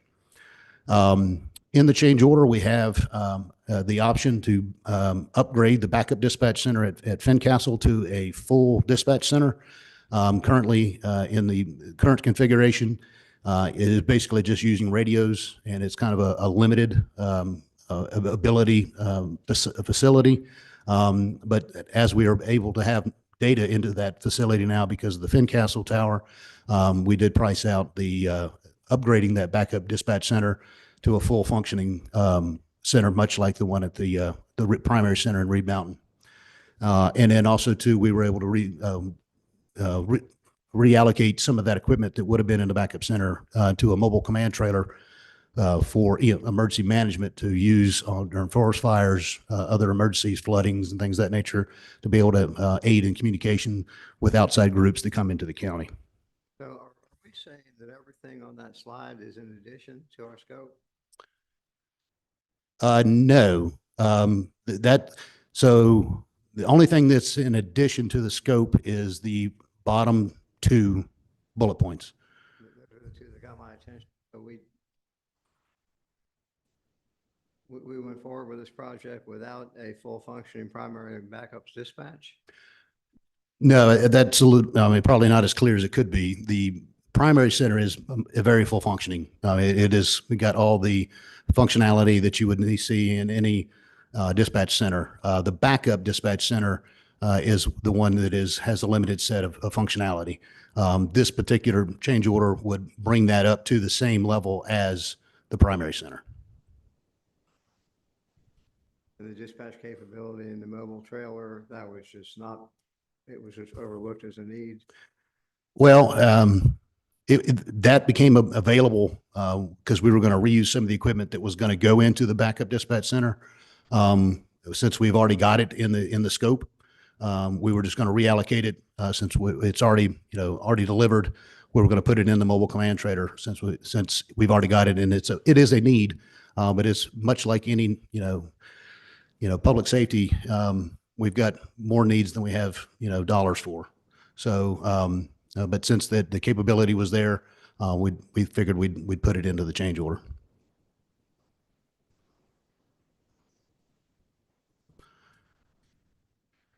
So moving on, this is the new topology, kind of similar to the old, but you'll see the one blue line that runs from Purgatory to Boxley. That is actually a fiber link that we'll be leasing from Segra because we do not have line of sight between those two sites, and we needed to be able to have two connections into all the sites.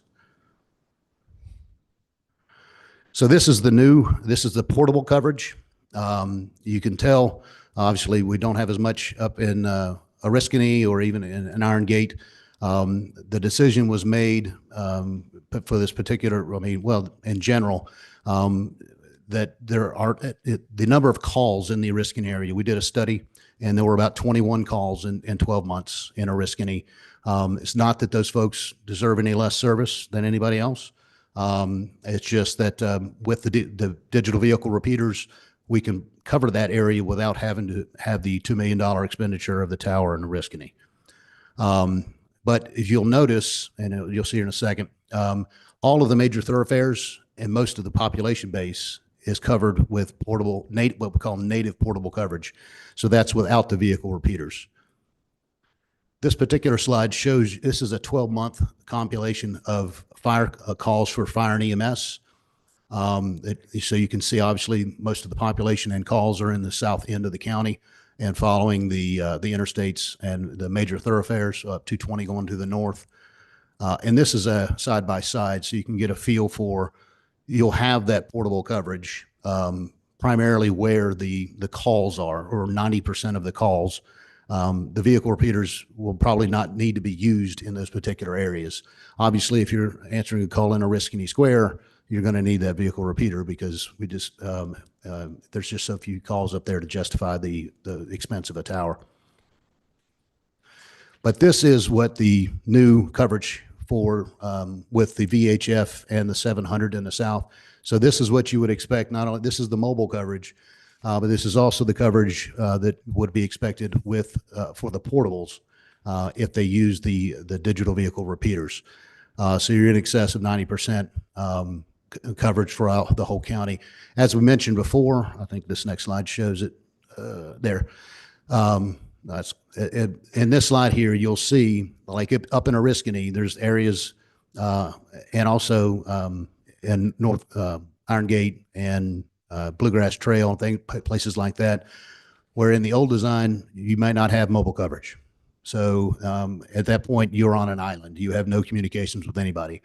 The new design actually gives you the ability to communicate, more chance of ability to communicate, especially in those rural areas.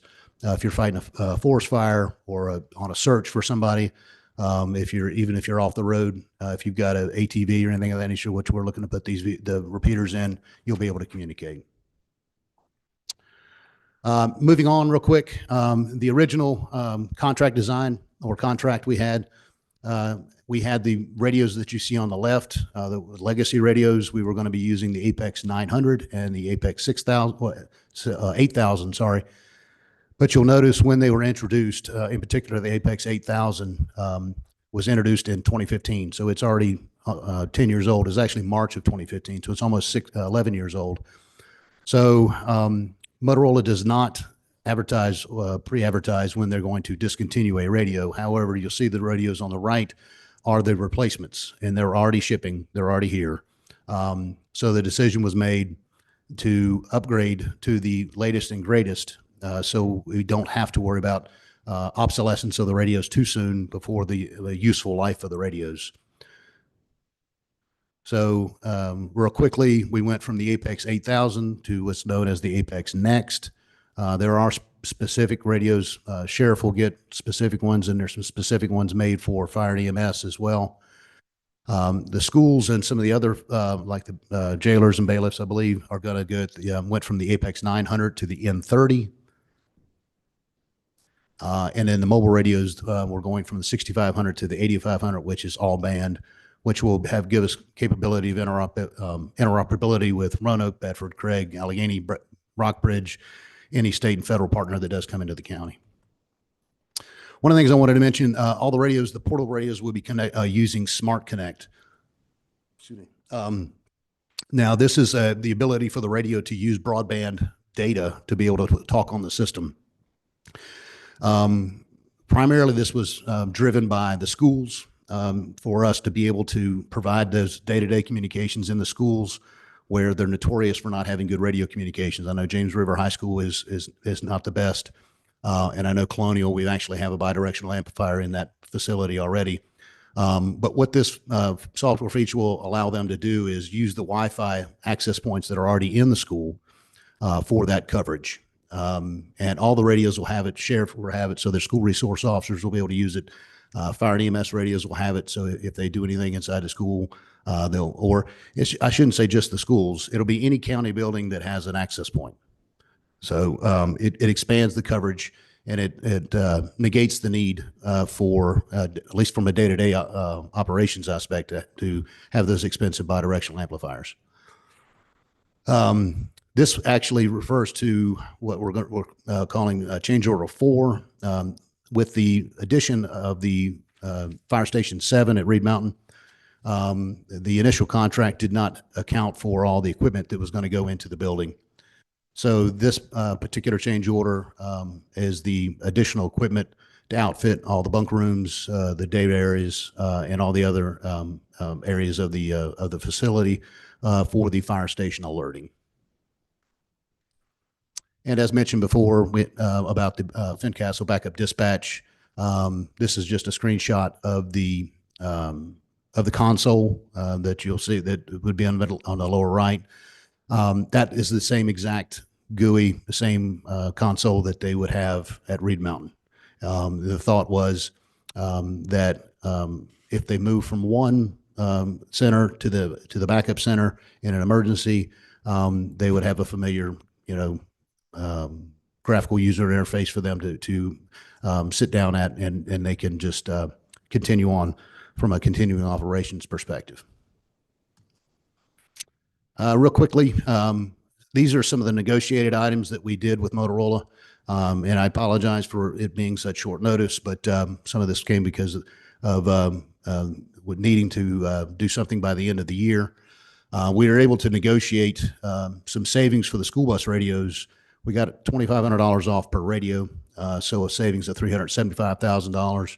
We're actually, now that we have staff to do installations of radios, we're going to save $544,000.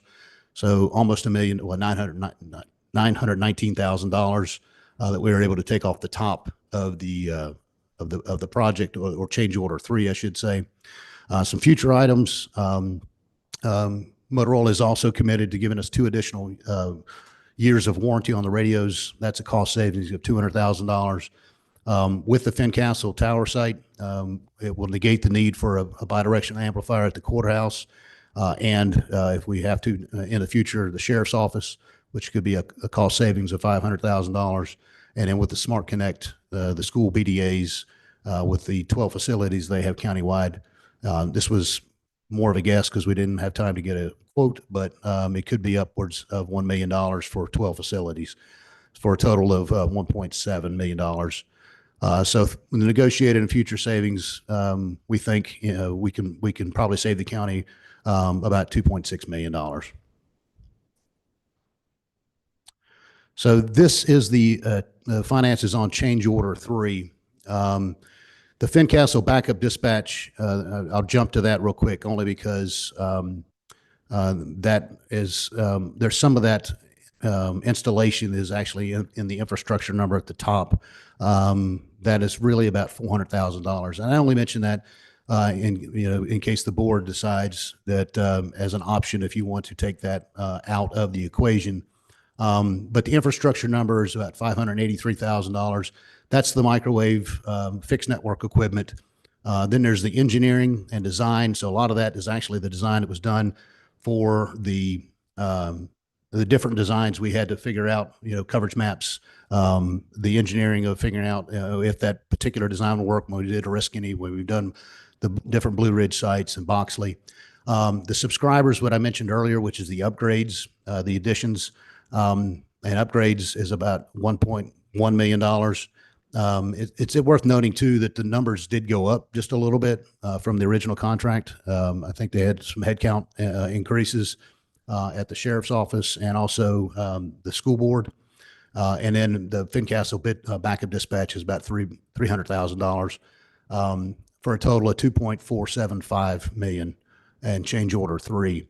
There is an additional $285,000, which we would be obligated to for maintenance, but that would be billed annually. So that would not be something that we would have to pay. We would pay that, they would invoice us roughly $28,000 a year over the next 10 years. So the total for change order 3 is $2.760300. And then change order 4, which I had mentioned, is the fire station alerting for station 7. The hardware for that is $130,000, $129,500. And then the maintenance, which would be billed annually, of $110,000. I'd spoken with Rich Evans, and that $130,000 would qualify for the building construction portion of it. It would be taken out of that budget and not the actual radio communications project budget.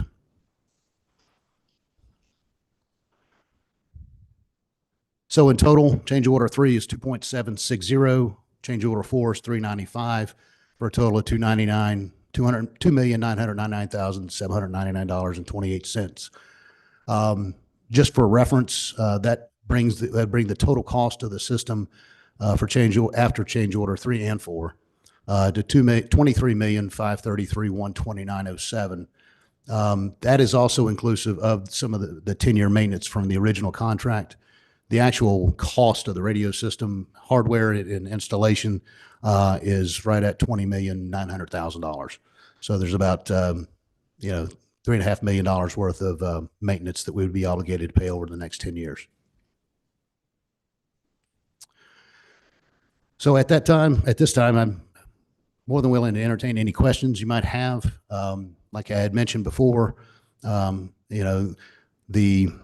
except for the Fincastle backup is pretty much necessary to complete out the system. But whatever the will of the board is with regards to that Fincastle dispatch, I know that Captain Gackey's here. He can speak to any questions you may have regarding that. And then, like I say, change order 4, we can probably take them separately if you'd like. If we do that, if you decide to take the backup dispatch center out, just from a paperwork perspective, we would need to probably ask that you would give county administrator and the county attorney ability to review that so we can finalize the exact number for the execution of the change order. So I'm here to answer any questions that you may have. Questions for Mr. Hinkle? This is, to the extent that I understand it, you went through a lot of detail, but it all comes down to 2 million, whatever the total change orders are. So is there, I get a fair question is what happened? I mean, that's a big deal. Yes, sir. Well, we had a number of design changes, as you are aware. We went from the original contract was we were joining the Roanoke Valley radio system. Now we are a standalone system. We've had 3 major site changes because of either there was no room on the tower, the tower ownership changed, or we couldn't locate a tower at a particular location. So there was a number of changes that, dictated different designs along the way. Those are fairly basic. Well, when you change a site, you actually, depending on where it's at, you can change all the microwave and where you can actually locate towers and on other locations. And the original design, we had a tower located further down in Catawba, but because of the Blue Ridge Tower site had to move, we had to move it further up north to landfill. So it changed, the direction of a lot of things. And in constructing a tower, it can be anywhere from $750,000 to $1 million. And I will add, we were very fortunate in that we had companies that came in and constructed towers for us. As a matter of fact, I was on a call earlier today with the successful vendor for the Reed Mountain Tower. And the one at landfill is getting ready to break ground here shortly. So I understand, it is a significant number. But also remember that 400,000 of that, $2,999,000 is ongoing maintenance. $1 million of that, it's ongoing. It's going to be for 10 years that we're not paying right away. $1.1 million of that is the additional subscribers from 2 years ago and the upgrade to the latest and greatest technology. And the reality of that is, the fear is that if we did go with the original radios, if they were to be canceled, in the next, 6 months to a year, Motorola only supports them for 5 years. And then once they break, they won't fix them, and then you just throw them away. So if that were to happen, we would be spending, $5 million on radios today. And then 6 years down the road, I'd be coming back to the board asking for another $6 or $7 million to replace the radios that are no longer supported. What's the status now? Is there work being done in the field now that's going to have to be undone to accommodate these changes? No, sir. No, sir. The work in the field, they're still getting permits and doing all that kind of stuff. But no, there's no work that needs to be undone that's already been done. You talked about, we talked about a second dispatch. Are any of these things, second dispatch is a prime example, I guess. Are these needs? Or are they wants? I can let Captain Gack speak to that. So when the initial concept came into play, we were going with one particular company that was going to be subcontracted by Motorola to build essentially a standalone dispatch system. That was what initially was happening. That was with the original proposal, and when there was not going to be a Fincastle tower. When the Fincastle tower came about, that opened up the possibility to take what was being put in the new dispatch center and match that exactly in the backup dispatch center. And so when we started looking into that, we thought, well, it is going to be a significant increase in cost. But when you're talking about time and you're talking about minutes and you're talking about someone's life, from that standpoint, you've got to give the dispatchers the best products to work with. And I think my best point on this is simply this: they were two different systems, and our dispatchers, just today when I walked into the Board of Supervisors meeting, and about 20 minutes ago when I looked at our call volume, we walked in with 8 to 10 calls that were going on, spread all over the county. They were included fire and rescue calls, search and rescue calls, mental health calls, assaults and batteries. And our dispatchers are up there, 3 or 4 folks trying to get all of these entities to different areas. And if we have to move to the backup dispatch center, that we're already experiencing an emergency because our main dispatch center is down and we've got a bunch of redundancies. Now, while they'll train on this new system, the system will look different. It will be different. And I know that in stressful situations, even the best, and our dispatchers are the best, will still fumble some with the new system, with a different system that they have to work with. And so for folks' lives, for continuity's sake, for training's sake, I do feel it's a necessity. It's a price. I think Matt said it was about $400,000 that could be cut off of this. But I believe that $400,000 is worth having that continuity in both dispatch centers. The other thing that we've talked about as certainly a possibility is we experienced a derecho several years ago. This year already has been lots of snow and different events that have happened. That particular area is right next to the sheriff's office. And if our dispatch center gets inundated with calls, and they certainly do when those events go on. As a matter of fact, in today's event with the missing person, a notice was put out, and I don't remember the exact numbers, but Nicole shared with me that the phones were just going nuts. Well, that provides an opportunity for some of us at the sheriff's office. All right, we're going to move our base to the backup dispatch center and see if we can't help with the dispatching from up there and answering some calls. It creates that continuity between the two systems that will be able to talk to each other. And as Matt said, the different systems already paid for that system we were going to use. That would be an excellent option for a command trailer. So this is all Motorola, is that right? yes, sir. Yes, sir. They kind of have us over a barrel. So how are they handling this with us and coming up with the pricing? Yeah, I think they've been good with pricing, but I'll let Matt speak on that because he's the. Yeah, everything is priced on the contract discount values, and there was incentives involved with that as well. Yeah, we verified that. We have verified that we're not getting held over a barrel. And also too, I think it's worth noting that we were able to get right around $500,000 in concessions. I'll be honest, they came to me and said, "Hey, can we ship this stuff by the end of the year? And can we get this done?" And I said, "Well, that's great that you want to do that, but what does it do for me?" So I said, "Well, what can we work out?" And what we worked out was they gave us $575,000 worth of concessions, some on hardware, some on ongoing maintenance and things of that nature. So I think it is a fair deal. I've been in this industry a long time. I've negotiated. I've been on their side of the table. I know what pressures they have.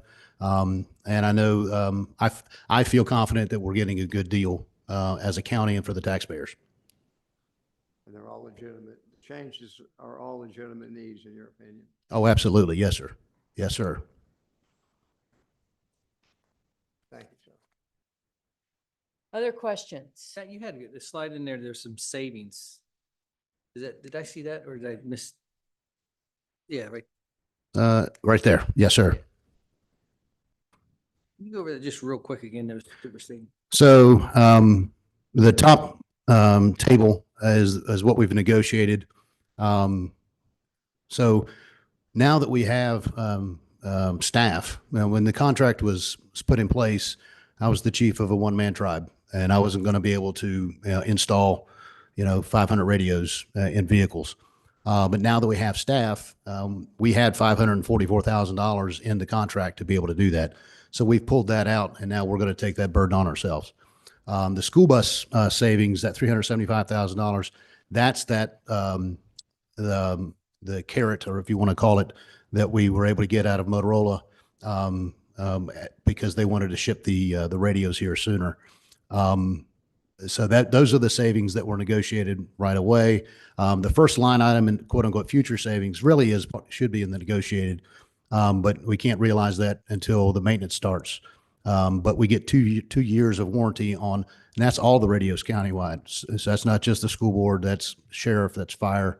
And like I say, that's about $200,000. In reality, we were able to pull over $1 million of a carrot, I guess, if you want, out of the project.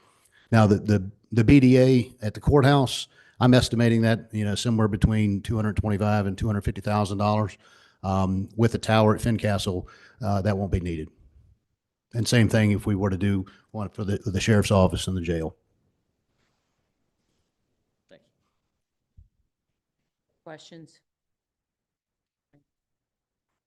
Have you been working with the volunteers on this? I mean, Yes, sir. And I'm happy with this?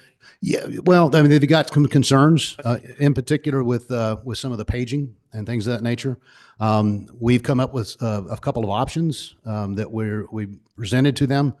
None of them are a perfect fit for what we've got today, but we're moving into the digital age. I know that Chief Ferguson has really been working with them and has been very open-minded to be able to, and listening to them. And I might add that when we moved the Iron Gate East site to Fincastle, that was at the suggestion of the volunteers. We had a meeting, and one of the things that they suggested, and because we were just going to eliminate that site altogether, but then when we put it there, we realized that it really gives good portable coverage in that mid-county area, where we do have good bit of population down Springwood Road, down Blacksburg Road. So yes, we've been working with them. Obviously we've got some work to do, but yeah, we're on a good path. Thank you. Any further discussion? What can we do to mitigate this?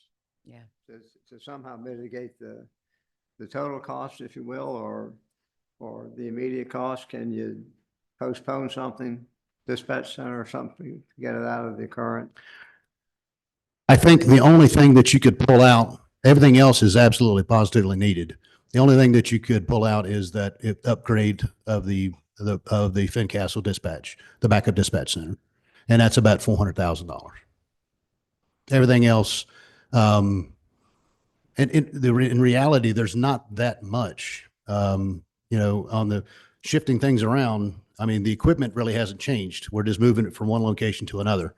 Some of the civils may change, pouring a pad for shelter or generator, things of that nature. But they're probably going to be negligible. The biggest, line item that you could carve out of this would be the backup dispatch center. If these change orders are not executed, the project would continue, but we would end up with the compromised coverage that you showed, the holes. Correct. And we would end up with the older generation radios that could go out of life earlier. What's Morcom's position on this? Morcom? Yeah, I have not spoken to Morcom about this. Well, they did the RFP. That's what they were contracted for. After that, their contract ran out. Yeah, we've been working with Motorola engineers. But no, we haven't spoken to Morcom about this, no. Any other questions? I think you said, and I think it's probably best that we take these one at a time, 2 different items. So could you show the summary for change order 3?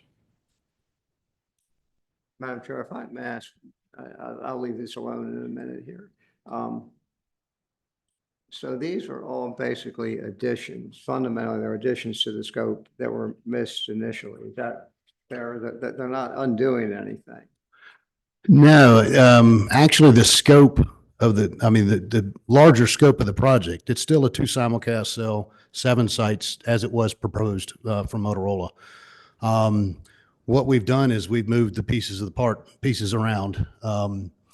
The scope is the same, and the biggest change is we're upgrading the subscribers, the radios. That's the biggest chunk, going to the latest technology. And then you figure with that, with 1 million of there, and then you have another $400,000 for the backup dispatch center. Everything else is basically engineering time, PM time, all the, we have to get, every time we would make a change, we'd have to get the microwave vendor to come back out, and they would have to verify the path was going to work. And then we kept running into, issues that, just popped up. I mean, with Iron Gate, which was one of the original sites. When we got up there, we needed a microwave dish at 120 feet. We could only go to 90. So we had to find another tower. So it was all, I wish I'd have been here a year before the RFP was written. It probably would have come out differently.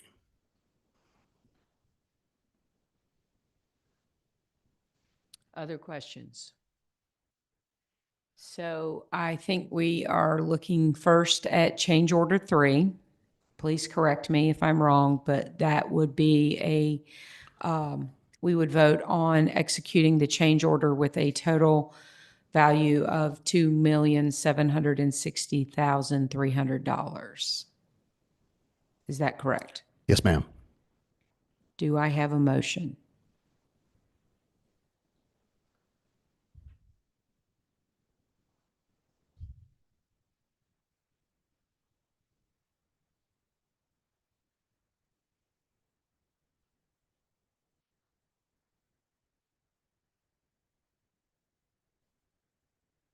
Is there a motion to not execute this change order? I'll move to not approve. We have a motion to not execute change order number 3. Is there a second?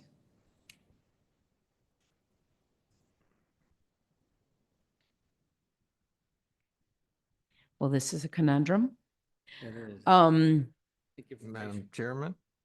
Should we table the request for change order number 3 and request staff to give us more information that the 3 board members that will be returning and the 2 new board members will have some time to consider and bring this back in January?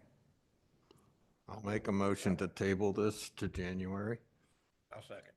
So we have a motion and a second to table. Is in transparency, that $375,000 expires at the end of the year, along with the 2 additional years of maintenance. So that $500,000 savings would go away. So we have a motion to table and second. We have additional information that we would not receive the $500,000 savings that you see now. So it would be 2.7 million plus 500,000. No, it would be just the 375 because the 200,000 would be deferred to later budgets. So it would be just over, be 3.1 million. So that's what it would look like if we table it and consider it in January. So we do have a motion and we do have a second. So we need to vote on whether to table it or not. Is there any further discussion or any other questions? Yes, Madam Chair. Yes. I mean, the dispatch center is a critical portion to this whole thing. Hear you.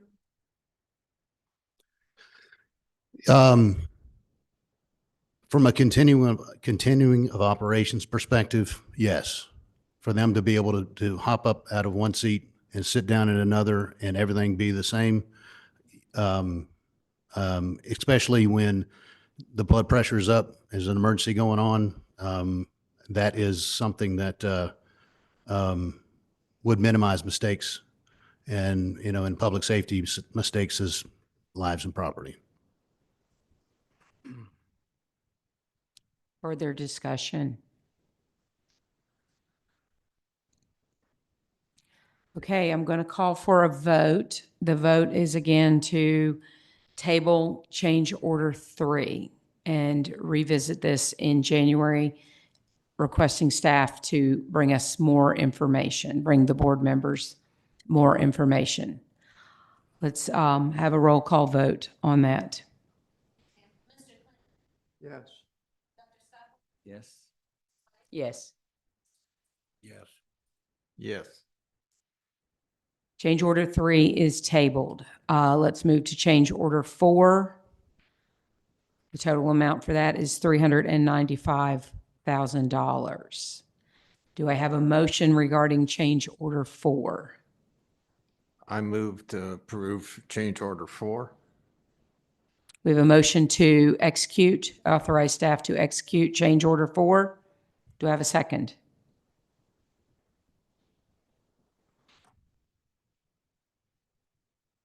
There is no second.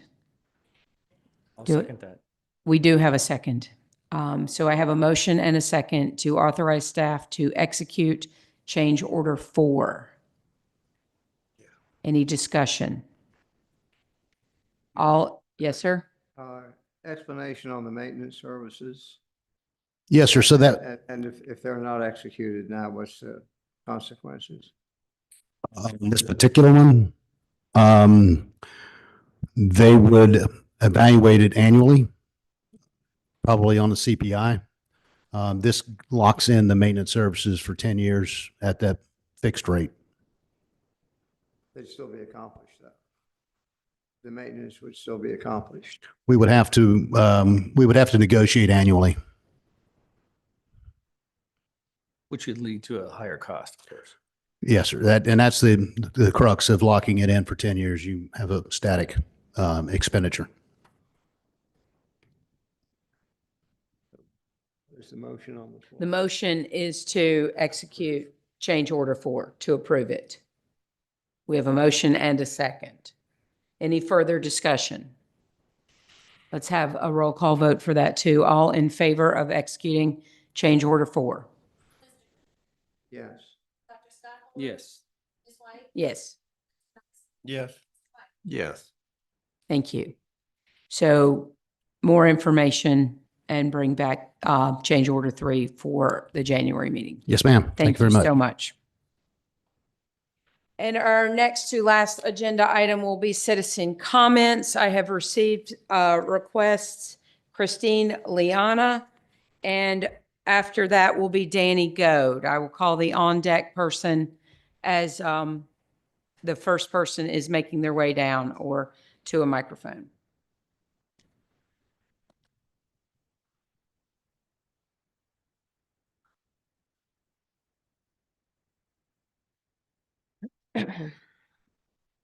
Good afternoon. I've lived, worked, and paid taxes in Botetourt County for over 25 years and worked in our county government for over 10 years serving our fellow citizens. As this year comes to a close, we're reminded that employers conduct annual reviews with their employees. We, the taxpayers of Botetourt County, are the employer, and you, the Board of Supervisors, as elected representatives, work for us. Please consider this your annual review for the past 3 years. Included in this review are both county administrators, the attorney, and the library director, since our taxes help to pay your salaries. We're dismayed by the following: ignoring the sensible money management solutions offered by your constituents at public hearings, as you went ahead with a bloated budget and unnecessary spending at our expense. Arbitrarily doing deals with developers and with Google without informing us until after the deal was done because of your covert non-disclosure agreement, knowing that this affects our lives, depletes our water supply, and raises our rates, and we would not have allowed it. failing to keep campaign promises and raising taxes, and proffered with those willing a quote backdoor deal, in your own words, a library MOU smokescreen to compromise on the innocence of children for your shark and whale development deal, which we surmise is the Google data center. Despite written confirmation in 2023 from our Lieutenant Governor that, quote, the board is responsible for enacting laws and setting policies, as stated on your website, you publicly decreed support for Library Director Julie Phillips, allowing her full authority in a closed-loop system to buy and loan, with our tax dollars, fiction, nonfiction, and graphic books targeting children and teens that, each as a whole, meets the legal definition of sexually explicit, pornographic, obscene, and perverse material, which you have seen. Despite what Deputy County Administrator David Moorman had insisted, you do not buy these books from reputable publishers, as reputable publishers such as Harvest House and Thomas Nelson would not publish the perversion that you stock in our libraries for minors. Community standards of decency and curating a collection cannot be misconstrued as book banning. You mistake a moral issue for a political one, and you recoiled in fear of controversy. You've listened to your attorney, Mike Lockaby, apparently cherry-pick case law and refused to remove these explicit materials out of fear of a lawsuit. Unless we're mistaken, these age groups are not protected under the First Amendment for dissemination of pornography. There's nothing in the Code of Virginia prohibiting discernment and removal of sexually explicit and perverse books for minors. Please allow me to continue. I'm wrapping up. National outrage of this sexual grooming of children exposed worldwide pedophilia child rapist agenda, now calling themselves MAPS, Minor Attracted People. On Bob Denton's PBS show, Library Director Julie Phillips did not quantify the numbers of Botetourt taxpayers who allegedly demand these books, and Attorney Lockaby wrongly stated that we want, quote, a quick win. In reality, this problem has been in front of you for 3 years, but you denied the request of several of your bosses. It's time to wrap up. No, I'm finishing. I'm constituent. This is my time. Let me finish. I have a few more sentences. In reality, this has been in front of you for 3 years, but you denied the request of several of your bosses offering to work with you to solve the problem, evidenced by the petition of nearly 1,300 taxpayers and the draft resolution that were publicly presented in 2023. Our taxes pay for schools and libraries regardless if we have library cards or children. Amy, you're fired. We hired your replacement, and we expect that person to lead with integrity. So we hope that each of you, including Mr. Snyder, will remember the truth, that truth and reality are not subjective. And if any of you sincerely celebrate the birth of Yeshua, Jesus Christ, that men and women of integrity cannot be bought. Annie Goad, Bill Van Velzer, you will be next.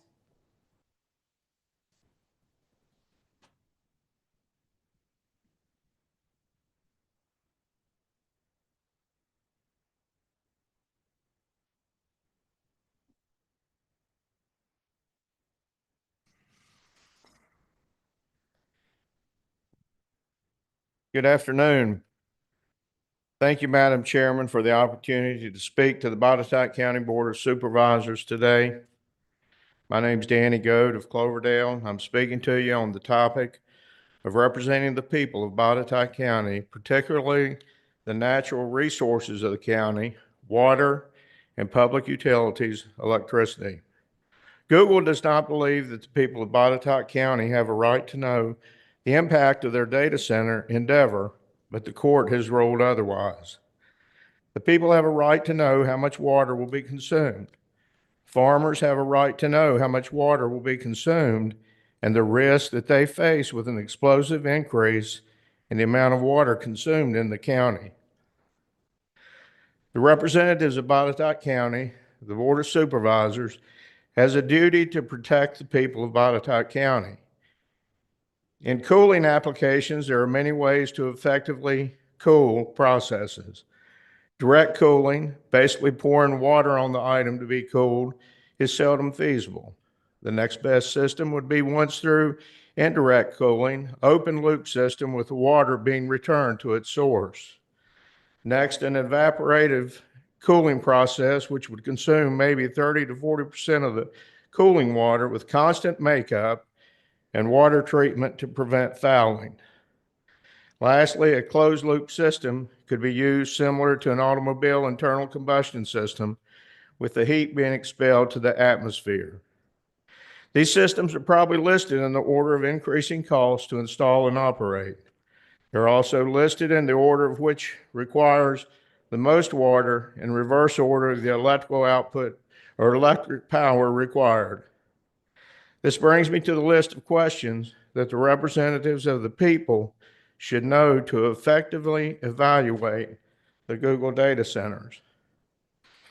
Regarding power consumption and capacity, how much power is consumed in Botetourt County? What's the average daily consumption? The maximum daily consumption? What is the power generation capacity to Botetourt County from each supplier? AEP, Craig, Botetourt, Dominion, and others if there are any. Is power available to Botetourt County subject to regional consumption limitations? We've heard of the brownouts that were in Chesterfield County this summer. Regarding water, how much water flows into Botetourt County? How much water originates in Botetourt County? How much water flows out of Botetourt County? How much water is consumed by residents? How much water, sorry, I didn't mean to hit the space bar there. How much water is supplied by the Western Virginia Regional Water Authority and also the other larger suppliers? I ask these questions, and I've given you all copies of the questions. I would like to have answers to those. The notion that we have a shortage of power in today's world is scary, but we know that it's happening everywhere. Okay, your time's up. Thank you. Thank you. Bill Van Velzer, next, you will have two different comments, 3 minutes each.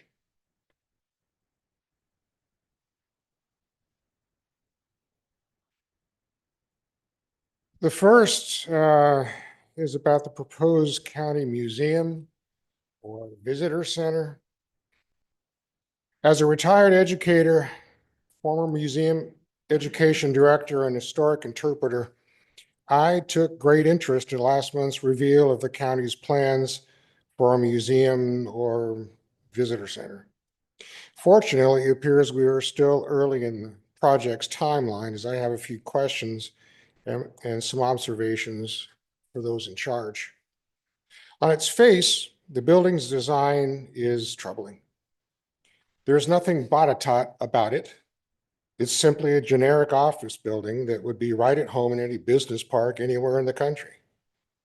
In no way does it reflect any of the architectural elements of the historic structures that already are in the vicinity. This is such a huge mistake that I'm tempted to think it was deliberate, but for the life of me, I cannot see why. The information accompanying the architectural elevations is equally unsettling. Is this a museum or is it a visitor center? This is an important question. One should not be confused with the other because each performs an entirely different function and meets the needs of a very different sort of visitor. Sadly, the project's stated mission is of no help either. And I quote, "A new museum building that brings new opportunities for educational, tourism, and economic development for Botetourt County and adjacent areas." Notice that nowhere in this statement do the words history or historical interpretation occur. So what kind of a museum is this? Or once again, is it really a museum at all? Moreover, the mission statement itself is an invitation to mission creep. This should be of paramount concern. This was just the kind of ill-defined, all-of-the-above mission statement that doomed Virginia's Explore Park. In an attempt to offer something for everybody, Explore Park never allowed itself to do a few things very well. Instead, park management fell back on build it and they will come, an approach that may work in the business world, but does not transfer well at all to the world of historical interpretation and public programming. My final observation poses a question. Do we have experienced professional museum staff capable of successfully transitioning the existing historical collections to a new building? Are such people available to provide input to the architects from the early design phase through to completion so that public programming, whatever that looks like, is supported appropriately? The gold standard regarding museum education, historical interpretation, public programming calls for the physical infrastructure to work in tandem with the activities inside. Okay, let's conclude this one. Maybe it's just me, but I don't see much of that here. Thank you. And he did turn in a second form to speak on another item. So you may Correct. go with 3 minutes there. Yes, about the Google Data Center. Charles Rule is next. Like a growing number of Botetourt County residents, I have serious concerns about the wisdom of building the Google Data Center here after all that we've seen take place in the northern end of the state. Horror stories of overbuilding, profligate water usage, rising energy costs amid concerns about straining our electrical grids, even sleep patterns disturbed by the vibrations and low humming of cooling systems rightly concern residents whose primary investment in life is their home and related real estate. Furthermore, the NDAs that apply to all three principles, Botetourt County, Google, the Water Authority, do not inspire confidence in the county's ability to manage the complexity of such a project. To contextualize this, opposition continues to grow across the country as well as here in Virginia. Data centers have already been blocked in Fauquier, Henrico, and Pittsylvania counties and have been delayed in Prince William, Culpeper, King George, and Powhatan counties, also in Alexandria and Manassas. In other words, our concerns have good company. At the very least, county leadership should be providing greater transparency given the unprecedented impact this project is going to have on county residents. NDAs never have good optics regardless of whether or not nefarious activities are taking place behind closed doors. Botetourt County administration already suffers from a credibility crisis, and there's good reason for this. The explosive growth of Daleville, the dramatic increase in traffic 220, along with the uptick in traffic accidents, the relentless construction of high-density housing, and ever-increasing taxation have taken their toll on the patience of Botetourt County residents. There is one more thing.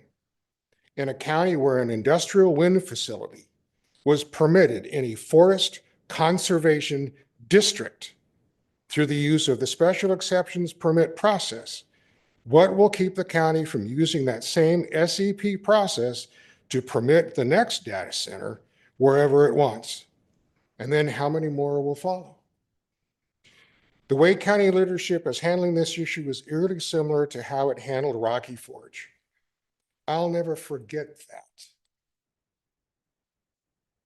And just as there will be buyer's remorse in that case, there will be buyer's remorse with this one too. At least the lesson is there for us to learn. Thank you. Thank you. Charles Rule, and next, David Sane. Is Mr. Sane here? Dr. Sane? There. Oh, you're next after him. Thank you.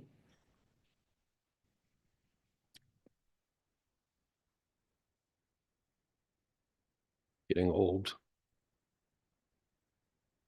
Good afternoon, Charles Rule, Fincastle. The deal to bring Google to Botetourt County illustrates everything that's wrong with the county administration and the 5 enablers sitting here. The deal was done in secret with no regard for what the people of Botetourt County want.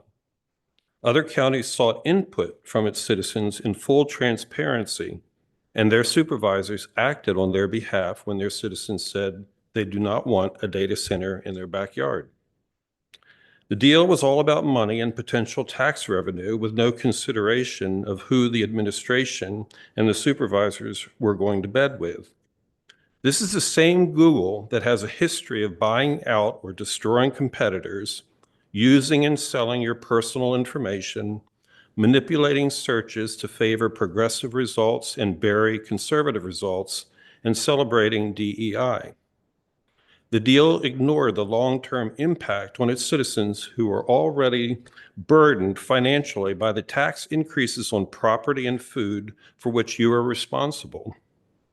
Yes, electricity costs will increase when a data center is in your backyard. How high remains to be seen and at what cost. Does it mean more wind turbines and solar monstrosities, or does it mean more fossil fuel pollution, or all of the above? And yes, our water supply will be effective, and it remains to be seen what the effect looks like. Will there be water rationing or wells going dry, as has occurred in other areas? It's not too late to undo what you've done. It's not too late to do the right thing. Say no to Google building in Botetourt County. Thank you. Thank you. David Sane. And our last speaker is Edward Preston. Thank you. I'd just like to say I second everything that's been said prior to me. I think, Mr. Clinton, this is your last meeting. Is that correct? I want to thank you for meeting with a group of concerned citizens from the Orchard Lake area in the recent past. And at that meeting, you said, and this is an almost exact quote, "There is no interest on the board in destroying the dam and draining the lake." And I'd just like to say that aligns with those of us who live around the lake, not only directly adjacent to the lake, but in the surrounding region. But even more strongly, there is staunch, ardent opposition to taking down the dam and draining the lake, and the terrible repercussions that would ensue from that, with the destruction of wildlife habitat, the creation of smelly, unsightly land, and the destruction of quality of life, degradation of quality of life, the loss of property value. So we ask the board to do everything it can to preserve Orchard Lake for the community in the area. I think you've all received the 490 signatories on a petition to save the lake that were collected on November 4th. At that event, I got to speak to Mr. Tim Snyder, who will be representing Amsterdam District, and he is in favor of preserving the dam and the lake. Also, Mr. Terry Austin, the delegate, who was strongly in favor of supporting or maintaining the dam and preserving the lake, and has written 2 letters in support of that. So there's tremendous support, and I think we need to be prudent and do all due diligence before rushing into any decisions. You know, as mentioned, the one co-owner of the dam said he's very anxious about the liability. I think that's somewhat exaggerated because the DCR has stated that there's no imminent danger in the loss of the dam. And there's certainly anxiety among all the residents who live around the lake in the loss of property value and the like. I'm perplexed that an inundation study was not done prior to sending out the RFPs. Oh, why? Ms. White, you voiced support for that. Why was it not done? Why did we jump to an RFP without requiring an inundation study to determine whether this is a high hazard dam or not? Doesn't make any sense. Why don't we get the same benefits that the Greenfield Dam has? Why aren't we taking all the steps that were done for the Greenfield Dam? it's perplexing. Thank you. Thank you. Mr. Preston?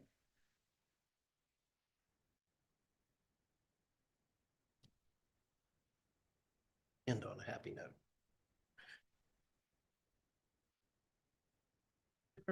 Board of Supervisors, I'm Edward Preston. I'm here representing Historic Greenfield Council, or the Advisory Council for the county.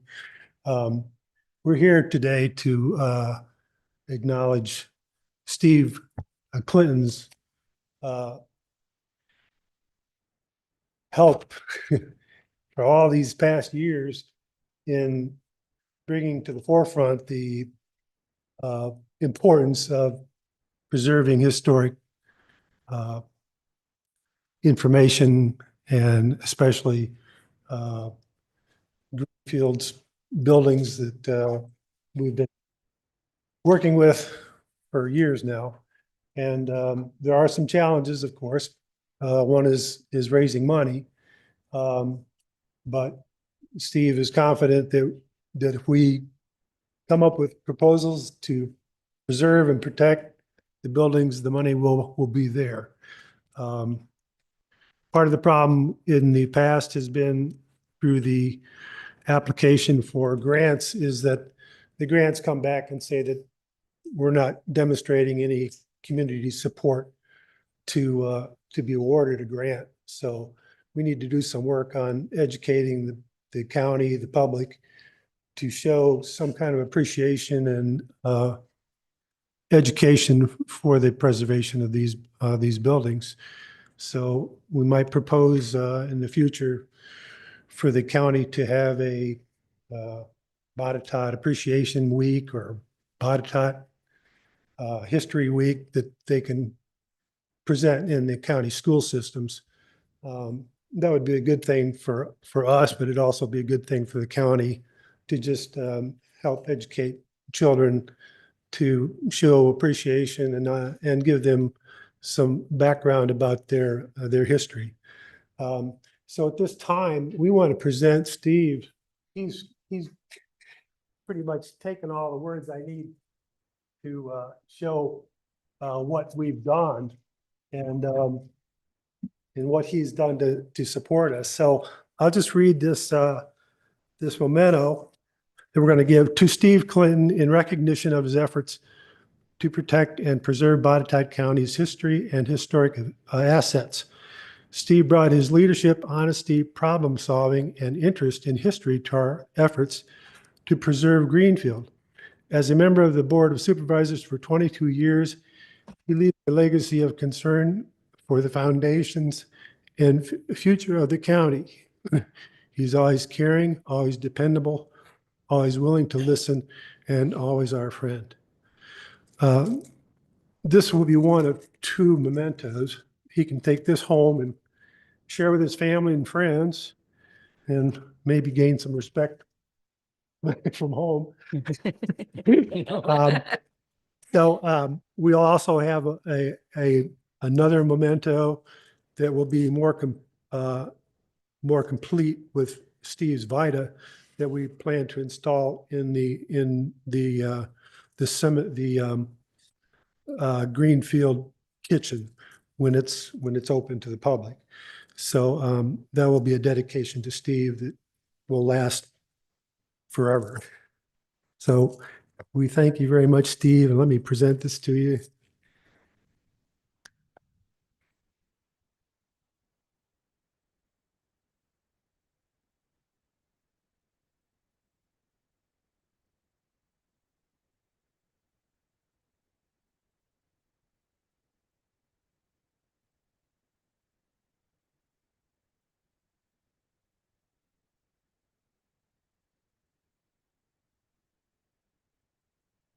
Thank you, Edward.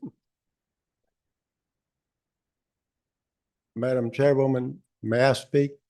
Yes, you may. Thank you. I'm Jim Johnston, and I just want to say thank you, the board, for your support that you have given us to the Historic Greenfield Advisory Council. You don't know how much it means, but we're so thankful. And hopefully our relationship can continue into the new year with new supervisors that'll be coming on, and we look forward to working with you as well as them. Secondly, I wanted to also say about Mr. Clinton. Not only is he a good friend, he's a best friend, but he's also a best person. He is the backbone of our council.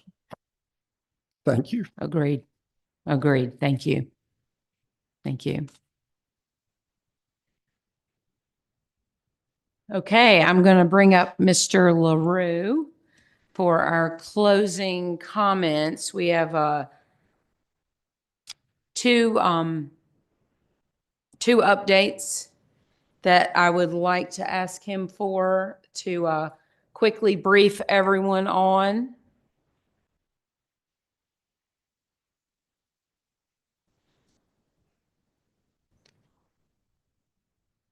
First of all, can you give us an update on Eagle Rock and the building? Yes. That, Yes, ma'am. We'll certainly try to do that. The high level kind of update is that we've been working with the landowner and we have had the liens cleared. That has not gone through a title search yet for, as far as I know, Mr. Lockaby. Oh. Okay. Fantastic. So it has been done. I was thinking that the title. And Brandon says hooray. That's great. So we were planning to close on that property, so we would end up taking ownership. The landowner is giving that up to the county, so we would end up taking that on. And we've also made arrangements so that there's no expenses that's associated with the grant that would be coming out of Botetourt finances either. So very positive, win, win, win in every direction, I think. And we'll have that cleaned up in coming time is what the intent is. We would, after we end up closing on the property, we would need to actually bid out the work that would need to be done. And I think Mr. Nicely's already got some folks that are interested in that and in helping with that. So that's sort of where we are on that one. Thank you. So that's great news. Yes. Way to go, Supervisor Nicely.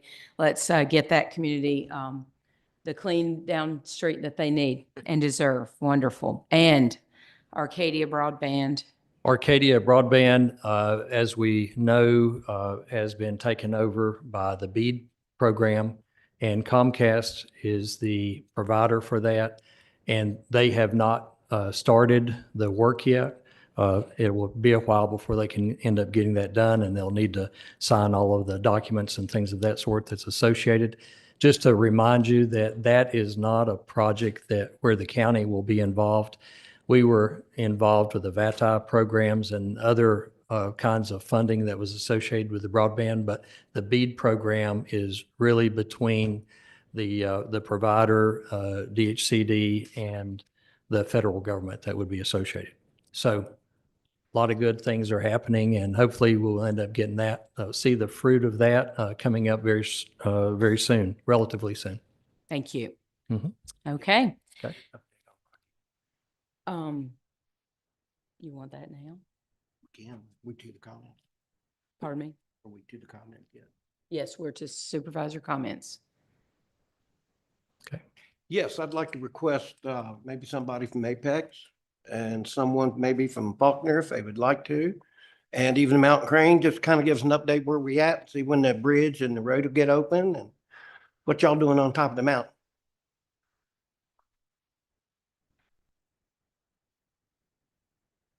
I'm going to just jump right in here and say thank you, Supervisor Nicely. I had gotten some information just as recently as I believe late yesterday evening I thought would be relevant to share. So have a presentation prepared. So I'm going to turn it over to these guys. Very good. Thank you. Good afternoon, Madam Chair, members of the board, staff, Chris Hawk, Senior Development Manager with Apex Clean Energy. Thanks for the opportunity to give you an update on our Rocky Forge project.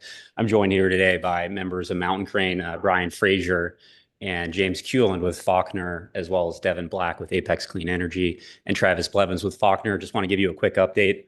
Hopefully I can click through these. There we go. You all know who Apex Clean Energy is. Just to give you a refresher, we are based out of Charlottesville, Virginia, just a hop, skip, and a jump away.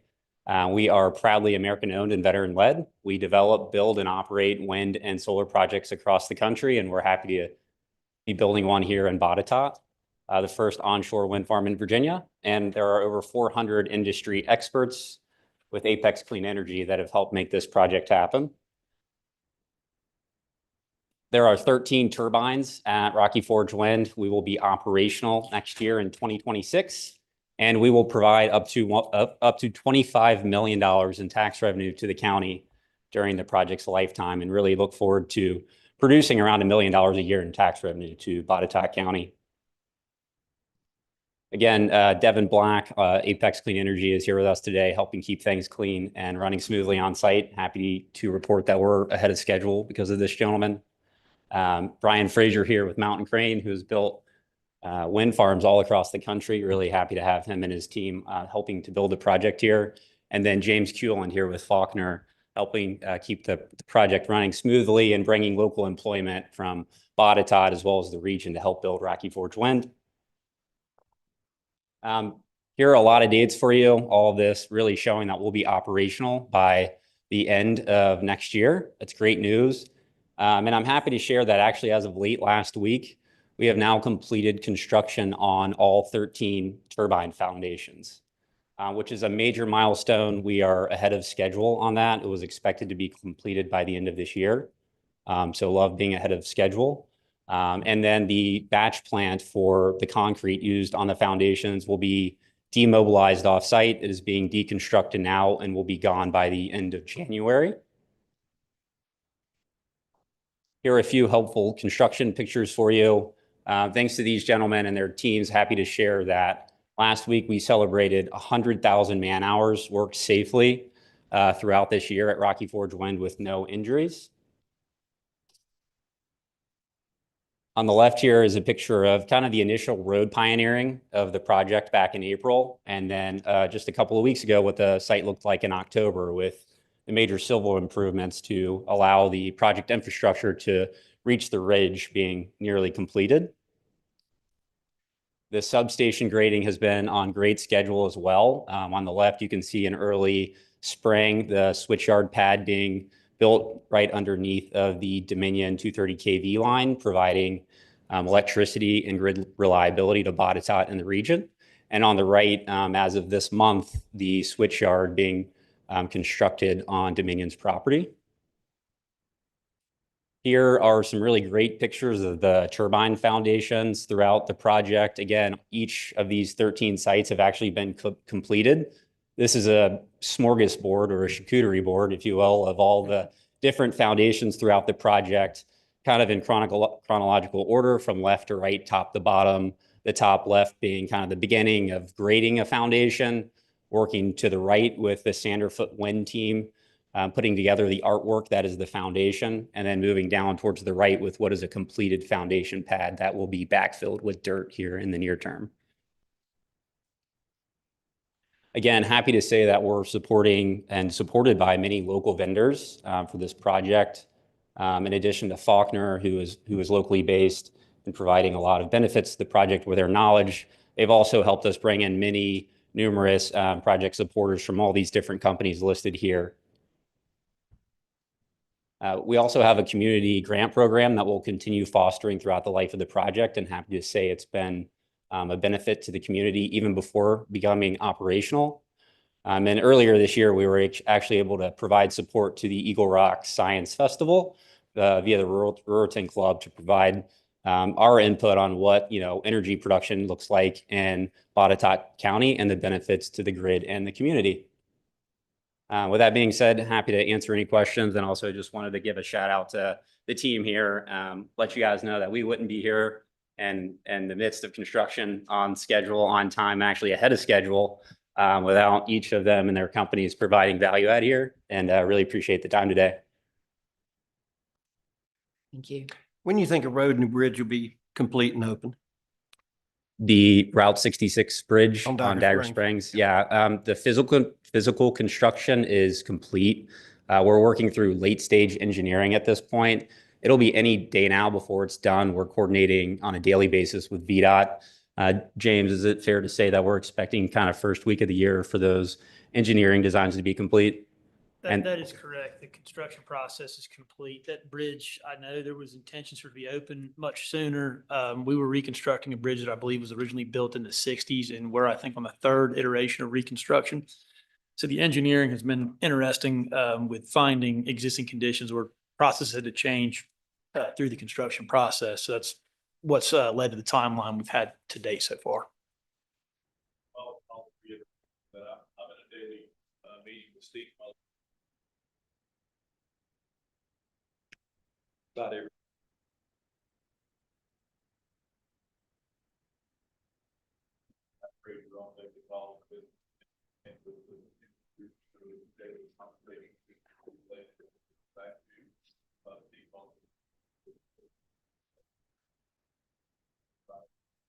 Okay.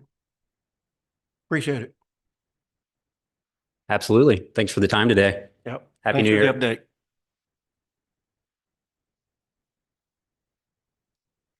Any other supervisor comments? Okay, Gary, I do want to say one thing. You can come on up but I am going to address, one thing is part of my comments.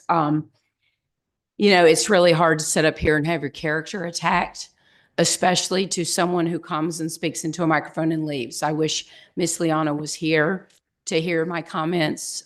She has never spoken to me personally, yet she feels inclined to come periodically and attack my character and talk about my values. I will look her and anyone else in the eye and emphatically say there is no one who works harder for positive youth development than I do. I also have a job to do, and we have issues that we have to reconcile, and they are difficult decisions. But I have made every decision with all the integrity that I can possibly muster. And one thing that I've carried with me, I pulled this out when she was giving her comments today, and I wish she were here to read this. I go to church at Buchanan Presbyterian. That's probably no surprise. Everybody in Buchanan knows that. And on July 21st, 2024, it's a long time ago. It's how long this has been going on. This was our bulletin. And our profession of faith, which we say collectively after every message that day, I'd like to read to you parts of that because it really spoke to me. And it spoke to the division that issues like this can bring to our community. Our profession of faith. God has created the peoples of the earth to be one universal family. The church is called to bring all people to receive and uphold one another as persons in all relationships of life: employment, housing, education, leisure, marriage, family, church, and the exercise of political rights. Congregations, individuals, or groups of Christians who exclude, dominate, or patronize others, however subtly, resist the Spirit of God and bring contempt on the faith which they profess. That's kind of where my heart is, and I want to make good decisions. I want us to collectively make good decisions. I've done my best to do that.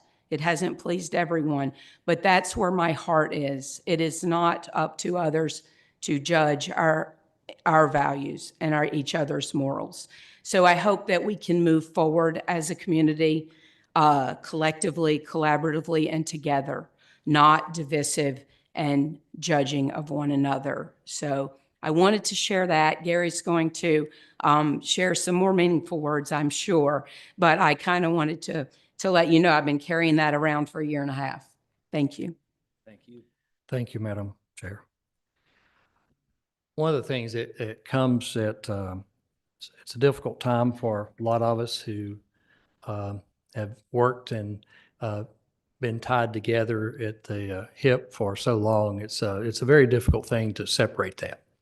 And also to think about all of the progress and all of the things that have happened and the dilemmas that have been had and the problems that have been solved. It's very difficult to think about what the future looks like. However, I'm sure that we have a very bright one. And it's because of the people that are here and the ones that have served, and that's the reason that we'll end up having a bright future. So with that, Amy,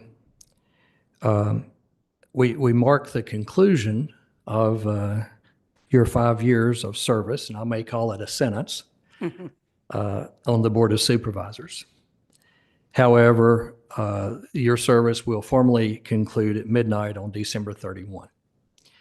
And we understand that. That's the way that the system works, and that's what happens. These positions are not meant to be a lifetime appointment. This is not the Supreme Court. This is something that community citizens are coming into these positions to do the best work that they can for as long as they wish, as long as they can within the community. And so we applaud you for that. Through your tenure, may have been shorter than some. Mr. Clinton, I think he's probably got a corner on the other end of that, okay? But the impact has been profound. You've brought a truly unique perspective to this dais and to the early morning meetings on a regular basis. Those 5 o'clock meetings just kill the rest of us, but it seems like that energizes you and Dr. Scotthorn. So anyway, I think I could get an amen from Julie and from David on that. Is that true? As the Dean of STEM at Virginia Western Community College, Amy views challenges through innovation, education, and strategic growth. She's been a fierce advocate for ensuring our local policies support the workforce of tomorrow, being the kids that we have in the community. She didn't just look at the budget, she looked at the building blocks of our future, always prioritizing the connection between education and economic prosperity. Beyond the boardroom and the academic halls, we celebrate Amy. Service is not an easy path. However, Amy has served with class and a class act. She's dedicated time, energy, and intellect to the job, being involved in a fixture of Amy's personality, being involved as a fixture of Amy's personality, and her bucket is filled when she knows the best thing is happening for her community. Amy, you complete your formal meeting this evening, but we are heartened to know that you will continue to serve the public through your critical role in education and your involvement in our community. Thank you for your leadership, your wisdom, and your unwavering commitment to Botetourt County. Something that we all appreciate and love about you, Amy, is that this was one of many of your permanent full-time jobs.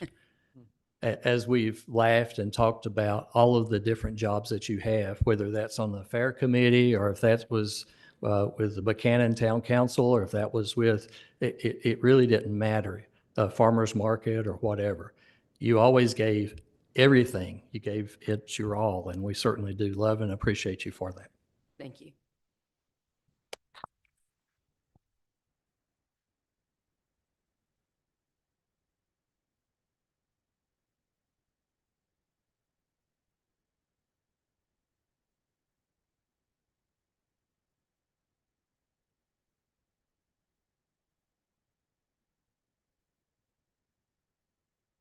And we have one more. As I mentioned in Amy's remarks, Mr. Clinton has the cornerstone on the other end of the spectrum. I think it's 21 years. Is that right, Steve? 23. 23, but who's counting? Okay. I'll have to change my remarks, but this evening marks a significant milestone in the history of Botetourt County Board of Supervisors. For 23 years, Steve Clinton has occupied a seat at the dais, not merely as a supervisor, but as a steward of our community and the future. We often say that local government is where the rubber meets the road. In Steve's case, that metaphor is literal. As a professional engineer, he brought a unique lens to the role. Where others saw obstacles, Steve saw structural challenges requiring calculated solutions. He approached governance with the mind of an engineer. Value, precision, foresight, and stability. But he had led with the heart of a public servant. Over 2 decades, he has helped build the foundation upon which Botetourt County now stands.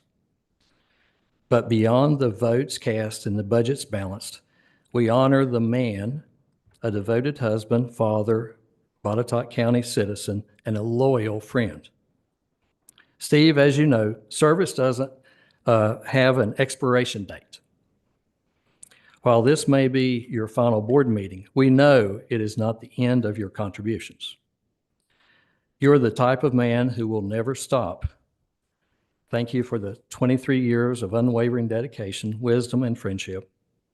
Botetourt is better because you served. Now, as we say farewell, in the future, maybe I'm the only one that will do this, but I plan to change your name. I'm going to start calling you Chip. And the reason why is because Chip starts with a C and represents character. Incredible character in this gentleman that we all love and care about. H is hospitality, always caring about the other person. It doesn't matter if it was the speed limit signs on Greenfield or if it was the Azalea Road, unbelievable amount of time, effort, and energy. It was all hospitable. I, for intelligence, incredible intellect, and a wordsmith extraordinaire. Steve is someone who we had ChatGPT well before it was commercialized because we had Steve. Only thing we needed to do was to send a few paragraphs over, and it would come back perfect. And that just part of your professionalism. Professionalism is the next one for P. And absolutely, always, quintessentially, the perfect words at the perfect time, the perfect actions at the perfect time. Something that had to be an innate ability and something that has grown over time and something that we know that there's a steadfast course for this to take place. Always gives those words. So Chip, may you go and enjoy your time and not have to be bothered with all of these meetings and things, even though I know that you will. I know that you'll be calling. I know that you'll be involved. You'll be writing and you'll be telling us what to do and how to do it. And we appreciate and love you for it. So thank both of you.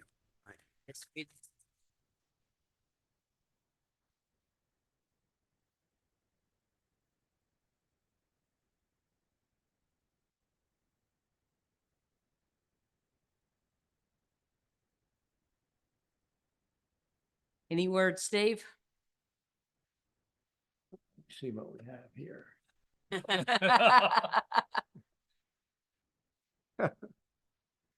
Locally sourced. My goodness, what? Holy smokes. A beautiful, magnificent wristwatch with the county seal embossed thereon. Beautiful. It says Chip. Thank you very much, everybody. As far as words go,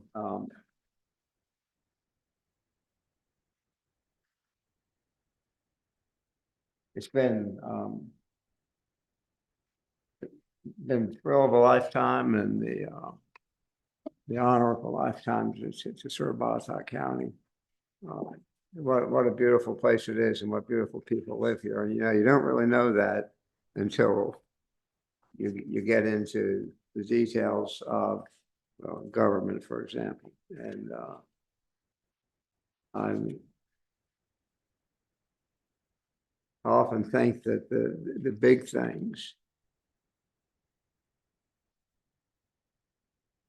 like the budget, transportation, the comprehensive plan, all those sorts of things, they're doing those is really, really satisfying. And it's illuminating and you learn a lot and there's things going on, all good things that you just don't know about, but you get into those things and it's really a satisfying experience. But there's also fulfilling, you know, that I've often felt like you're satisfied if you do what you're expected to do. I'll just say the minimum or the basics of a job, like the budget. So you finish that and there's a sense of satisfaction. But you know, I think the real thing is the value added, working at the margins, doing things that are truly fulfilled, not just satisfying, but fulfilling. And examples are the Greenfield, the historical group, working with well-meaning and hardworking citizens and doing something that's not really part of the job description. But if you do it, you improve the community. And so, yeah, Greenfield is an example of it. You know, a couple of years ago, we worked hard to come up with a way to demonstrate Botetourt's history in the Civil War, and that was controversial and looked like there was no solution to it, but we did come up with a solution. It wasn't part of anybody's job description. It was something that we just did because it had to be done, and Botetourt will be better for it. Other things are just, they're at the margins, you know. The libraries. I mean, what's more important than libraries in I'll say, a constitutional republic with open communication? And you see the people work in the libraries, and they're just doing it because they love what they do. And a community with strong libraries is a community that itself is strong. But it wasn't part of my job description. It's just something that I was asked to do, and it was hugely fulfilling, more than satisfying. So, I mean, I'll just say the work, the opportunity, the accomplishments, they're fulfilling, they're satisfying. The other ones are fulfilling. They're like self-actualization, you know, and being given the opportunity to pursue those things is a once in a lifetime privilege. And I thank everybody for allowing me to participate in it. Thank you, everybody.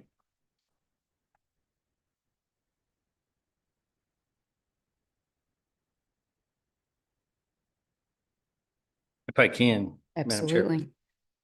Absolutely. Sometimes the people you surround yourself with makes you who you are.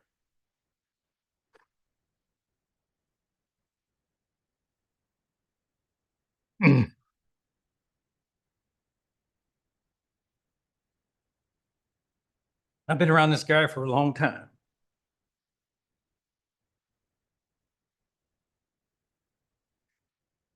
Anyway, the intelligence that surrounds here is just absolutely incredible. And that's who surrounds me, that pushes me.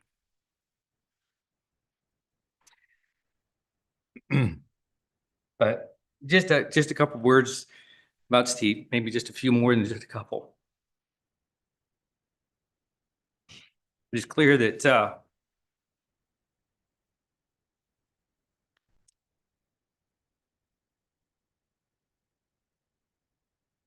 Steve has left a significant mark on Botetourt County. Serving the Board of Supervisors for over 23 years is a massive commitment. It requires a rare blend of patience, vision, and dedication to one's neighbor and citizens here. Writing a tribute for someone with such a long tenure is about capturing both their professional achievements and their personal character.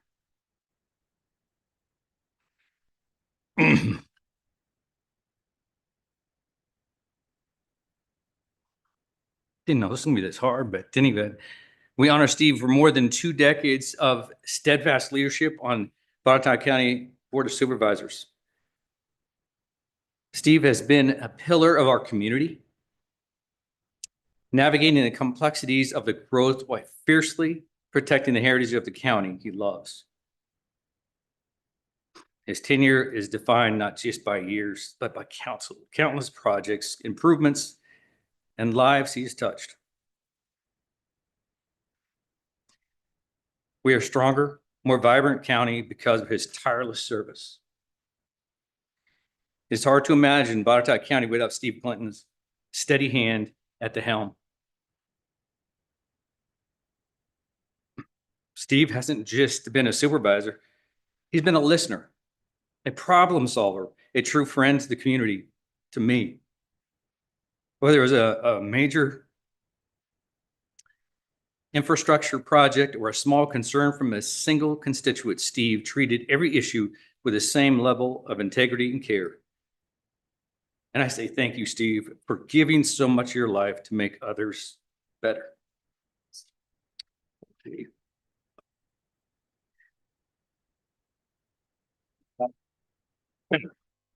Get me through some of that. I was just thinking about Billy Morton would sometimes have to bring a dictionary after Steve says a word. Because he just, I've never heard of that word before.